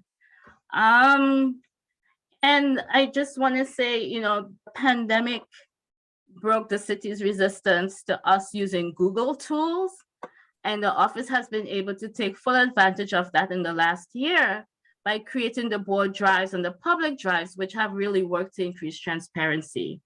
My colleague Taya really manages most of that. The board expanded its outreach through social media. Please take a look at the board drive for a lot of details if you haven't yet, but some quick highlights.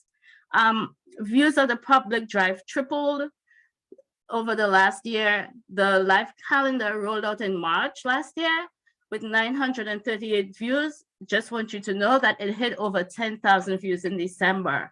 So people are looking at what we're doing. The subscribers to our e-news increased 12% to just under 2,400. Although our actual readers are just about 1,200, but you know what? We're growing. We're growing. People are listening. They're tuning in. We know that because our YouTube viewership increased from 44 viewers when launched in January last year, this time to an average of 960 persons in the past 3 months. We're also on the other social media, but they're still in the nascent stages, with only Instagram having more than 150 followers for about 200. So please take a look at the board drive. You'll see what I talked about in more detail. And if there are any questions, feel free to reach out to us. Thanks. Thank you, Caroline. I appreciate that update. And again, thank you, Tay, for all that you do. Moving on to the next item on the agenda. We've already, I think, highlighted the elected officials who were here in person. But at this point, I do want to recognize the dignitaries. And let me start with the representative from House Democratic Caucus Chairperson, Congressman Hakeem Jeffries. All right. Thanks, Lenny. Thank you, CB2, for having me. I won't be repetitive. We're getting late and down to the wire. So as my boss says, I will be brief, bold, and be gone. So as Senator Kavanagh mentioned, one thing I really wanted to highlight is the Homeowners Assistance Fund. This came out of the American Rescue Plan that the Congressman worked really, really hard with his colleagues in Congress to pass. It is a big chunk of money, $535 million. And our team just got a briefing from Governor Hochul today. And Queens is first in terms of the amount of money that has been allotted thus far in applications. Kings County is second. So we want to make sure our homeowners, and particularly our minority homeowners, are applying, are aware. So if you can spread the word, I'll put the posting from the Congressman's Facebook page with all the details in the chat as well. But wanting to make sure people are aware of the program, available, and know that they're eligible for up to $50,000 for this. The Congressman is also planning to have someone from HCR do a Facebook Live conversation, probably sometime next week. So stay tuned for those details. If you are not subscribed to his Facebook page, please subscribe to his e-blast. We'll also send an e-blast that way and do a robocall as well, just to make sure folks get that information. In terms of testing, that was a big concern that came up earlier with a lot of the elected officials. The Congressman signed on to a letter with Congresswoman Grace Meng to get more rapid testings in schools so that folks can get access to them. I know each elected official has been allotted from the state. Governor Hochul is working to make sure that's delegated through the Congress, through federal reps, city and state, to make sure it's evenly distributed. But schools are a big touch point to get testing kits out, and we just need more. So that letter has been sent to Mayor Adams as well, and the Congressman's on it, as well as most of the New York City delegation. If you know any small businesses that are still having trouble with SBA, we are hounding Treasury and IRS to make sure folks who are in the reconsideration process haven't gotten their targeted or supplemental funding. We're helping them with their applications. So if you know anyone, have them reach out to Congressman Jeffries' office, and I'll shoot the email in the chat as well. But that's something that I wanted to make sure folks who are available knew that the Congressman's office is working with, because SBA has been particularly short-staffed, and a lot of small businesses are suffering and haven't been getting responses on their loan requests. And then usual casework issues, don't forget to reach out to our office on Social Security, immigration, and postal issues. We're happy to help. So that's it on my end. Again, Marin from Congressman Jeffries' office, or Chairman Jeffries with the Democratic Caucus. Nice to be with you this evening. Thanks. Thank you, Marin. It's good to see you. Happy New Year. Give my best to the office. So I do not see any other representatives for any state or city officials. However, if you are on this evening's call and I don't have your name, if you would just please introduce you for an opportunity to speak.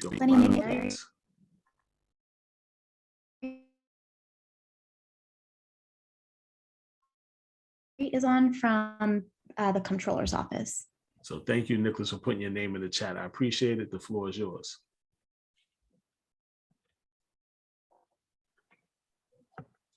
Hi, thank you, everyone. I'd just like to introduce myself. My name is Nicholas Perry, and I'm the Brooklyn Borough Director for the New York City Comptroller, Brad Lander. For those of you that know, the New York City Comptroller's Office is an auditing and reporting agency we audit New York City agencies to make sure that tax dollars are being used appropriately. And the office also does policy studies around the city to look at issues and make recommendations to improve government. Our new comptroller, Brad Lander, he plans to do great good for the city in our office by investing in infrastructure, making smarter economic investments, ensuring that small businesses recover, reviving arts and culture, and by prioritizing stable and affordable housing for all New Yorkers. If anybody wants to get in touch with the City Comptroller's office, you can reach out to me directly. My name is Nicholas Perry, and my number is 646-499-0749. And I'll leave my additional contact information in the chat as well. And nice to meet everybody. Thank you. Nice to meet you too. Thank you for participating tonight. And we hope to see you and Comptroller Lander as much as time permits for future meetings. So thank you. I don't see any other dignitaries in the chat, so I'm going to move forward with the next item on the agenda, which are committees to report. We'll start with Economic Development and Employment Committee. Thank you, Chair Singletary. My co-chair, Denise Peterson, is also present, and we recognize her also. We had a presentation by Grow Brooklyn. Dan Hogel, the Director of Outreach and Business Updates, actually gave the presentation. He came to us and basically mentioned to us the free programs that they had.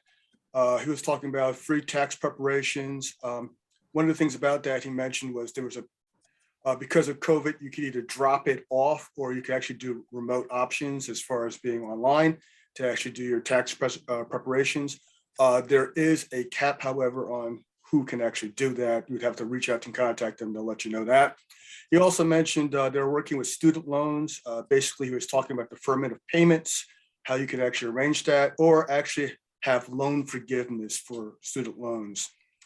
He also mentioned that he gives presentations to senior centers, and basically he tells the seniors how to protect themselves against financial fraud, scams, anything along the lines that they would feel vulnerable for predatory actions. He also mentioned how they will also work with them with legal wills and also healthcare proxies as far as going forward with their own lifestyles. He also mentioned counseling for home buyers, especially what's going on right now with evictions and also with people who are looking at the possibility of actually losing their homes for mortgage problems. So he mentioned that also. He's actually looking to hire right now for individuals looking for tax prep. Right now they're looking to do that. So if anyone's interested in doing that, reach out to him and he can probably possibly hire you. But also they're doing tax prep, and also he wants to partner with the community board for anything that might be working with these items that he's mentioning. So we're looking at that. One of the other things that he mentioned, which I think is very relevant, is Grow Brooklyn used to be right outside of housing court. So when individuals were going to housing court and looking at evictions or anything else that had to do with housing, they were there present to give you free advice. But because of what's going on right now, people don't have access to that. So I just want to make sure that people are aware of that, that if you are having issues with the current moratorium that's actually about to occur on this end of this week, you can reach out to them and they can help you and give you advice on this. We were also lucky enough to have an impromptu presentation by Bernelle Greer of Impact. She happened to be there, and we asked her if she wanted to volunteer a presentation, and she did. So she gave us an update on their new locations and how they're doing outreach right now to their tenants because of COVID. They used to do it by snail mail and other by postings, but because of what's going on, they actually went out and hired a tenant engagement staffer who's actually doing direct communications with their tenants. So I thought that was pretty impressive. They also gave out a lot of protective gear, which we have noticed that all the electeds are also doing. Impact is also doing that. They're also looking out for eviction protection. So if anyone's actually looking at that, Impact is also looking at doing that. Currently right now, there are new developments for senior housing and supportive housing, but they're not in our district. They're in District 3, but she also mentioned that also. I thought that was very informative. And also, one of the things they're looking at also is third-party transfers, which are basically individuals who have poor housing conditions. What they're looking to do is have the residents stay in place and also look at rent stabilization. And one of the other things that everyone seems to be very interested in and very concerned about is affordable housing. That's an issue that many people in Brooklyn are looking at, both as far as trying to rent housing in Brooklyn and also purchase housing in Brooklyn. For a lot of individuals in Brooklyn, the pricing has been out of their range and they cannot find space to either rent or purchase. So that's a concern that everyone's looking at. The next meeting that we're going to have at the Economic Development and Employment Committee is going to be February 1st. I would invite everyone to come to that meeting and actually participate and ask any questions or any concerns you may have to actually we can look into later on in the year as far as possibly having presentations on those items. And that's my presentation, Chair Singletary. Thank you, Bill. I appreciate that. Next committee to report, land use, Mr. Carlton Gordon. Thank you, Chair Lenny. First, I'd like to acknowledge the work of some of our staff, but our colleagues on the Landmark Land Use Committee, our Secretary Karen Johnson, and our co-chairs Dorothy Kostarfin and Irene Janner. I've been doing fine work on these, for what we have to do. I have a couple of items. First, coming up this coming Wednesday coming on the 19th of January at 6 will be a ULURP hearing regards to 98 3rd Avenue, which is right by Bergen Street. This is the property that's currently a Shell gas station. And the application will be to eliminate that gas station and to put up a 28 unit residential building with commercials. So that's be coming up this coming Wednesday for those of you who are interested. Next thing I have coming, I just wanted to also mention, and I think it relates to what my friend Bill Flournoy was talking about in the affordables, is that we have a ongoing AMI working group that's looking at some of the income levels that we have. And because of the newer people who have come into our board, and we welcome all people who wish to live here, but a lot of new people coming in are at such high income levels that the area mean income has really pushed it up greatly, and it's made things difficult for people who have lesser incomes to qualify for some of the let's say housing that would be for lower income. So our AMI working group is working on that, so to speak, and they're doing fine work, and hopefully they'll come up with some, at least a solution or two as to what we can do to address those problems. Thank you, Chairman. Thank you, Mr. Gordon. Appreciate that update. Next, we have Parks Recreation, Barbara Zala-Gringer.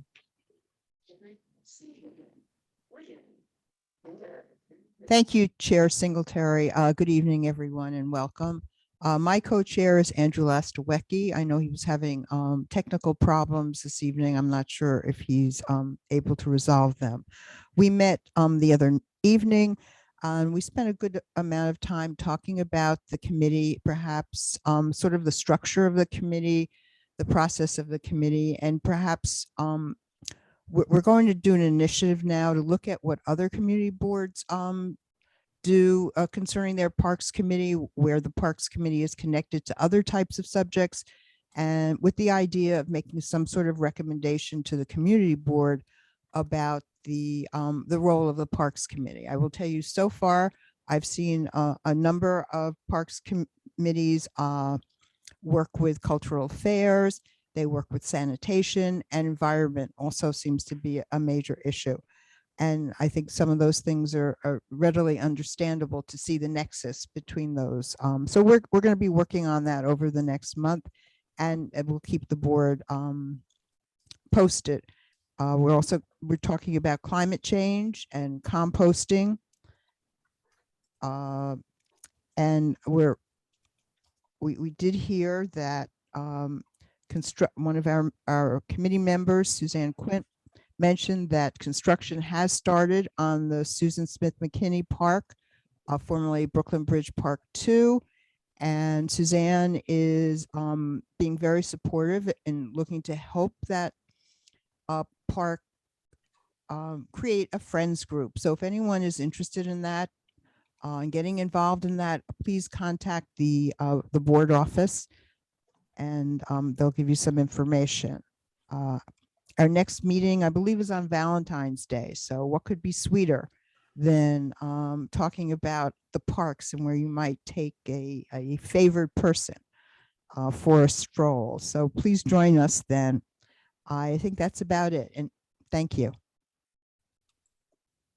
Thank you, Barbara. Next committee to report, Transportation and Public Safety. Good evening, everyone.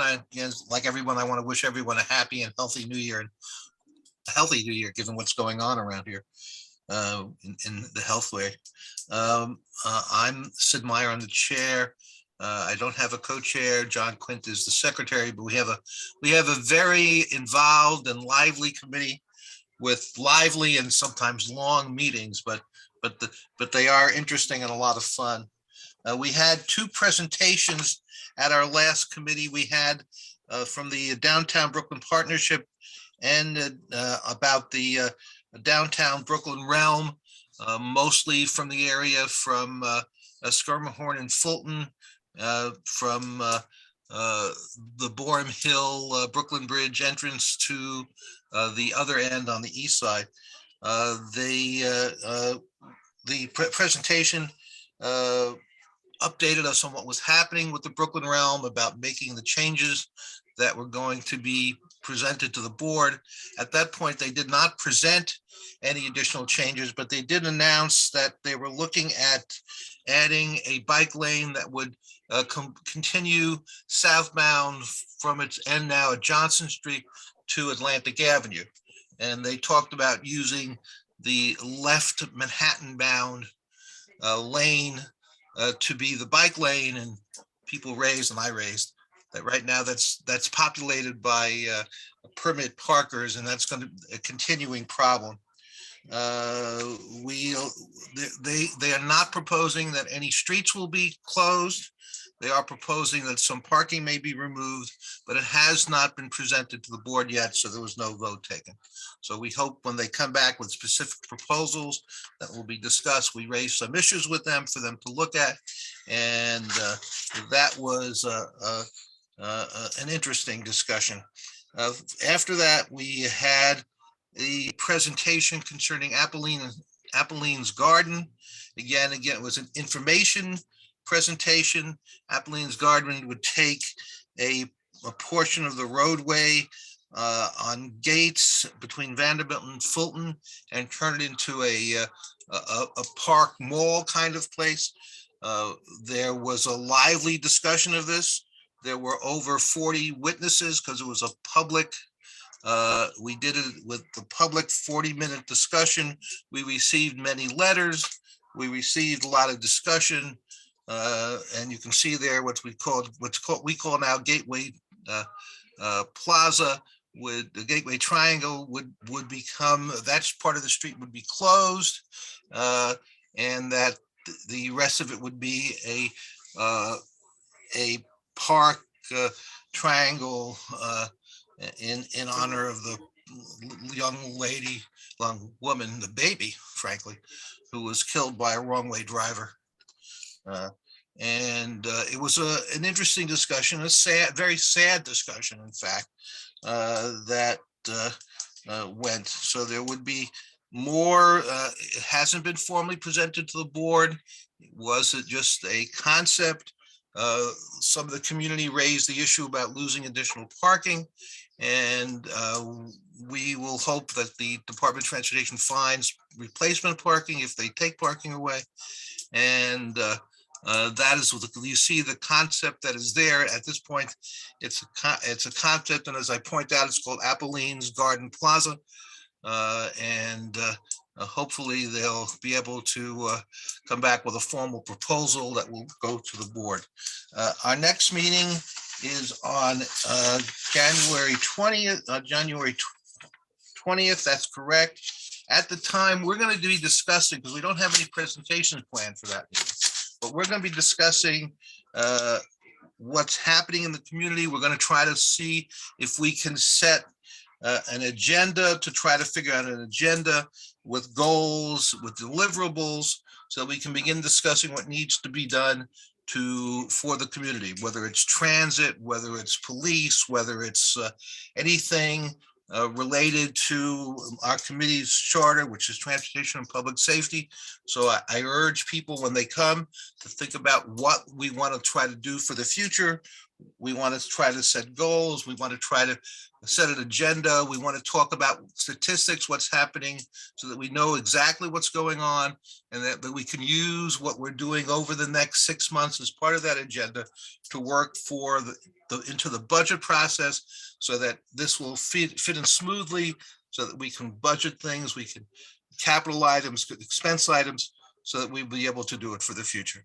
So I urge the committee people to attend, but any board member who would like to attend to discuss these kinds of issues is quite welcome. Thank you.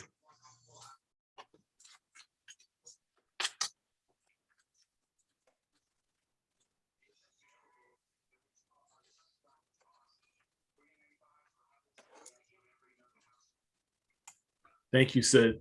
Next committee to report, Youth Education and Cultural Affairs. Thank you, Chair Singletary.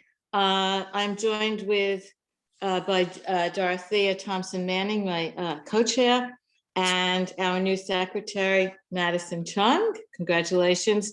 And our youth council. We reviewed applications and so on. We accepted 4 members for our youth council. They are Abby Davis, Sakura Grasha, I hope I didn't mess up your name, Maddie Green, and Ian Liu. We did an orientation with these young people. They were all high school students who were very interested in governments, civic affairs, how decisions get made, and how individuals can help make change in their communities. They're going to be attending some of your meetings and so on. So welcome them. We're very excited to be working with them. We also had heard in our December meeting from our district superintendent, Cameron Samuels, and he talked about various initiatives, which I could share with you. But when he spoke yesterday at a town hall meeting, there was a palpable difference in terms that they were very saddened by deaths within the community and some of the difficulties with the testing, the masks, et cetera, regarding COVID and the confusing policies, et cetera. So we really extend our concern and support to our school communities. Have a good New Year, everyone, and see you soon. Thank you, Betty. Next on the agenda is our city agencies and community partners. And so I'd like to kick this portion off by calling on Julia Foster. And then while Julia mutes herself and she gives her presentation, every other community partner or city agency, would you identify yourself in the chat? That way I don't miss you. Julia, the floor is yours. Hi, thank you so much. Well, I'll just reintroduce myself. It's Julia Foster, and bringing greetings from District 79 with adult education. District 79 covers all alternative schools and programs for the city. And what I do in particular is provide outreach and support services for Brooklyn. And under our program, we provide high school equivalency classes for any adult in New York City looking to better themselves through education and career training. We have the GED program, as most, nonprofits do, and these classes are preparation classes. The test has changed somewhat. As of this year, they are going back to the GED. Previously, it was called the task exam. But in general, the test is testing at a higher level. It will be testing up to the 12th grade level. The old GED that most of us know is only testing up to the 8th grade level. So it's really good to have those preparation classes to help adults, especially working adults, take and pass that test the first time. And we also offer English as a second language, and this is for all levels. And the only requirements for all our classes is that you be 21 and older and a New York City resident. For our ESL classes with all levels, there's no documentation, immigration documentation required. So definitely encourage your friends, family, anyone who, just wants to improve their English skills to attend. In particular, I just wanted to come on the meeting tonight to let you guys know we have partnered with the Navy Yard. And what we're going to be doing is providing the food licensing classes. So about a 6-week class. We're going to have evening and Saturday morning classes, and this is going to prepare people for the health exam to get their food license. I think they're going to add a little bit more training into it. It's a very nice facility, and we're hoping to expand more course offerings in the year ahead. We're also offering the OSHA 30 class. That's to work on construction sites, and I think hazardous materials as well. I think you can use the OSHA 34 as well. That class is going to be a Saturday morning class. So if anyone interested, if they work during the week or they're busy during the week, they'll have an opportunity to take the class on Saturdays. That's it for the Navy Yard for right now. We're just, building one class at a time. One other class we do have, not many programs have this, is the Spanish high school equivalency. This will allow any adult to take the GED in Spanish. So it's a bilingual class. Most of our classes are offered in the evening. It's a Tuesday, Wednesday, Thursday night class, and then we also have Saturday mornings and daytime options as well. So I'll leave my contact information in the chat. And I'll send the information to the community board so all of you have the flyers and information. Thank you, Julia. You're welcome. Next up, we have our representatives from the Brooklyn Public Library. So I'll let them introduce themselves as they see fit. Thank you, Chair Singletary. Welcome. Well, not welcome. Sorry, long day, right? It's good to see everyone here in CB2. My name is Kat, and I'm the managing librarian of the Adams Street Library. I don't have a lot of new updates, just that we're open. Please drop by if you haven't visited. We're open 6 days a week. I also want to mention we have a in-person giveaway program coming up Saturday, January 22nd. It's called a Play Recipe Grab and Go. So parents of children ages 0 to 5 can come in and pick up a kit, early literacy kit, to help build some skills with their kids at home. And we'll have demos out of everything. I also want to just mention briefly that we have some exciting programs and speaking series coming up in the works, which I hope to have more information about by the time we meet again in February. With that, I'm going to toss it right over to my colleague, Rachel of the Brooklyn Heights Library. Hello, thank you again, as always, for letting us speak.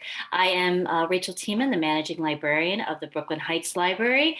We are currently continuing to offer lobby service Monday through Friday, 10 to 4, out of the lobby of the Center for Brooklyn History. Please come by and visit us. We are awaiting the opening of our branch later this year. And we are continuing to operate in a virtual fashion as well.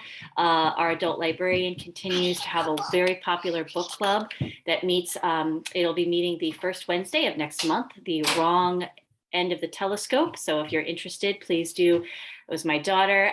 Please do check out our events calendar, sign yourself up, and we've got copies at, she just went into the restroom, copies at our branch if you'd like to get one of the books. Our teen librarian is very excited. She's doing 4 programs a week, which is more than twice what she was doing pre-pandemic, everything from gaming to escape rooms.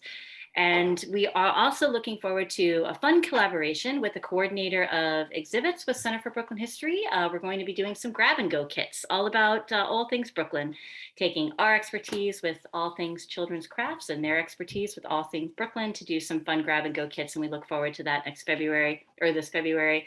And I'm going to pass it off to my colleague, Tracy. Thank you so much. Hi, good evening, everyone. Clinton Hill finally stopped doing outdoor programs in mid-December when it started getting really cold. Our children's librarian is doing virtual programs that he's posting on our Facebook page. We're also doing 2 virtual adult book discussions a month, a teen sci-fi book discussion club every month, and our friends group is having a meeting in February to plan for the outdoor summer programming and spring programming. They're going to revitalize the pollinator garden and have a series of outside crafts. So all the information is in the chat, and we hope to see you at the Friends meeting or just dropping into the building. Thanks.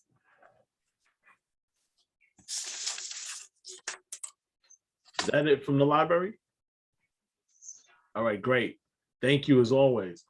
Next up, we have Richard Morrow from the Red Cross.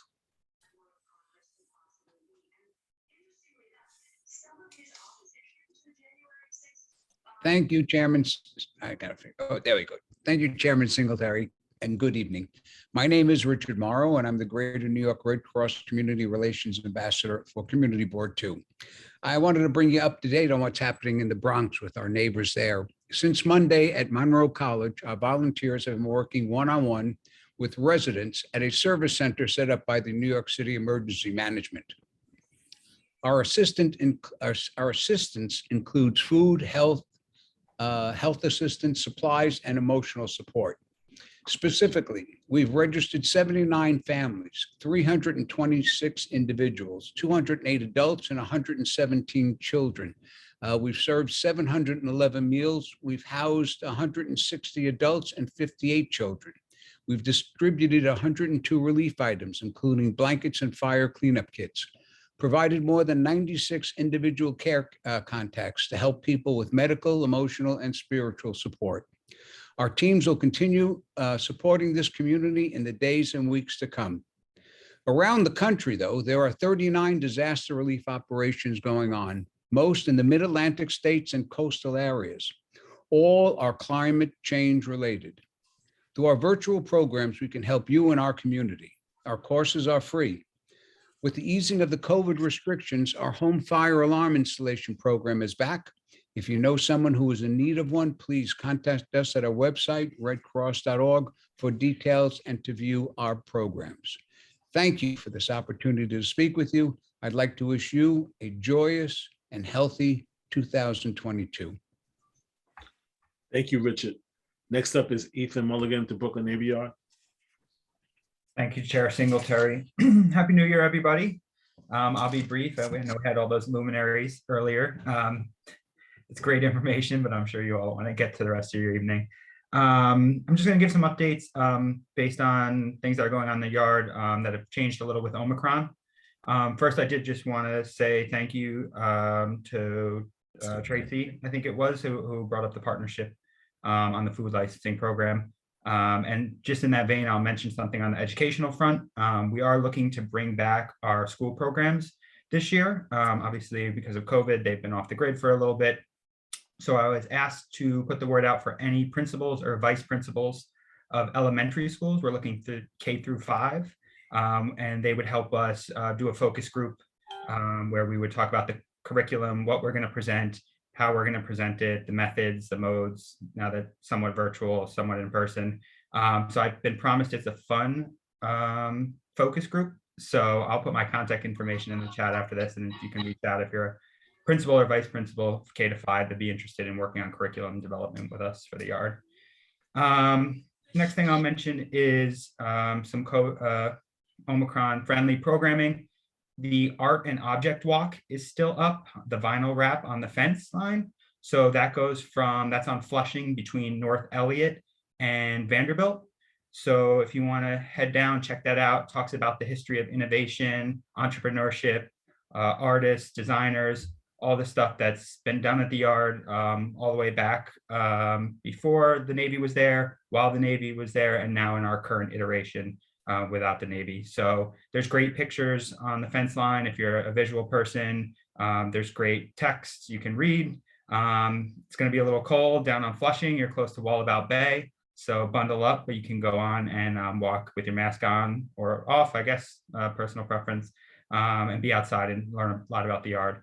When you get to the end or the beginning, depending on how you want to do it, on Vanderbilt Avenue, you can go into Building 77. Masks are required, but that is a public space. That's our food manufacturing hub. So if you wanted to go in and get a pizza from Pizza Yard or Austin style tacos from Jalapa Jar, Russ and Daughters, several others, you can grab that food to go. So another COVID friendly thing to do.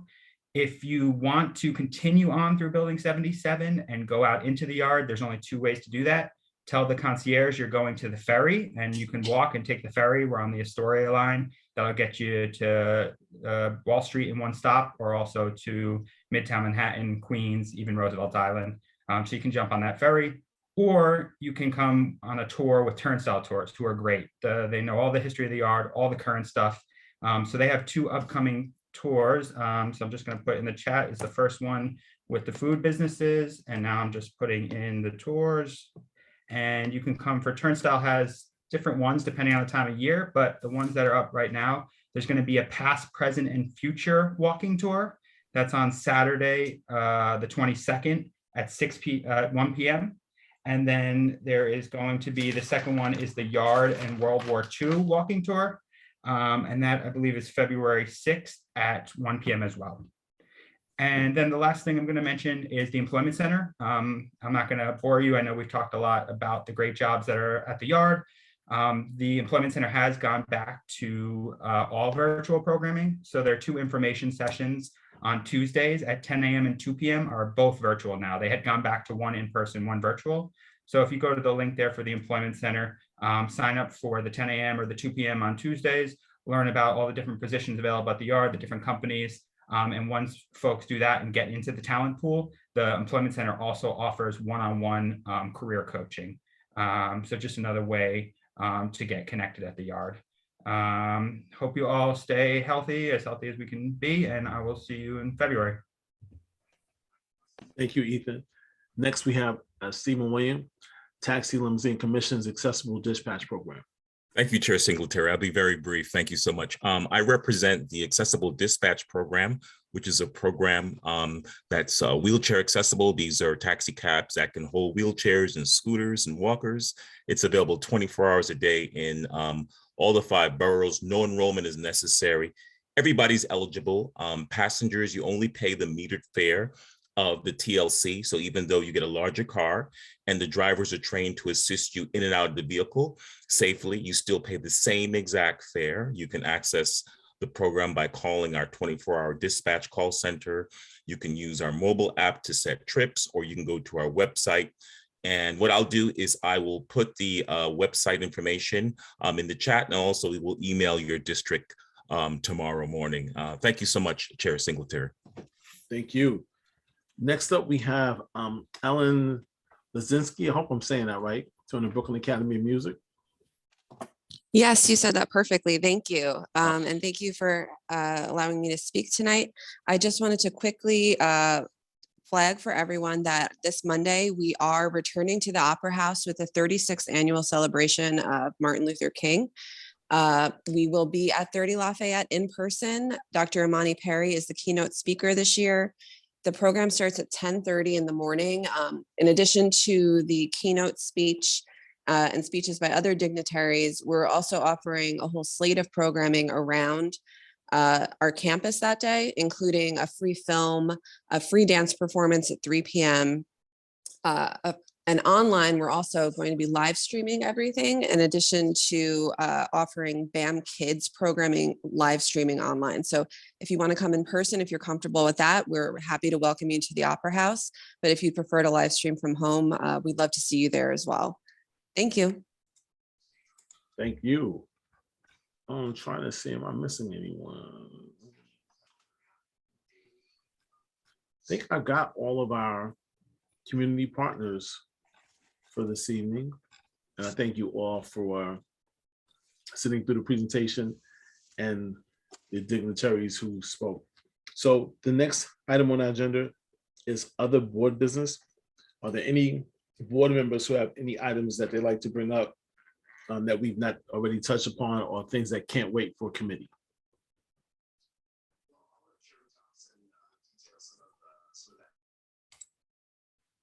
Okay, great. Moving on to our community forum.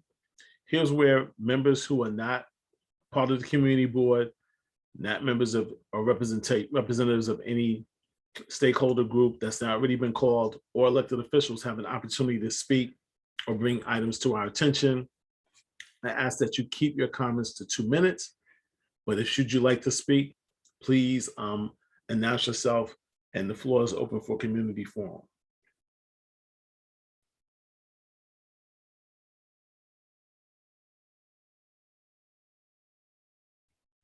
Next item on the agenda is motion to adjourn. I move to adjourn. Is there any discussion on the motion? Anybody opposed? Have a good night. Happy New Year, everyone. Be safe. Happy New Year. I'll speak to Have you a great soon. night. Happy New Year. Bye. Have a good night, everybody. Have a good night. Your cooperation as we move the Stay meeting along. safe. Thank you. Please. Yes. Yes. Thank you. Thank you. I didn't get a chance to raise my hand.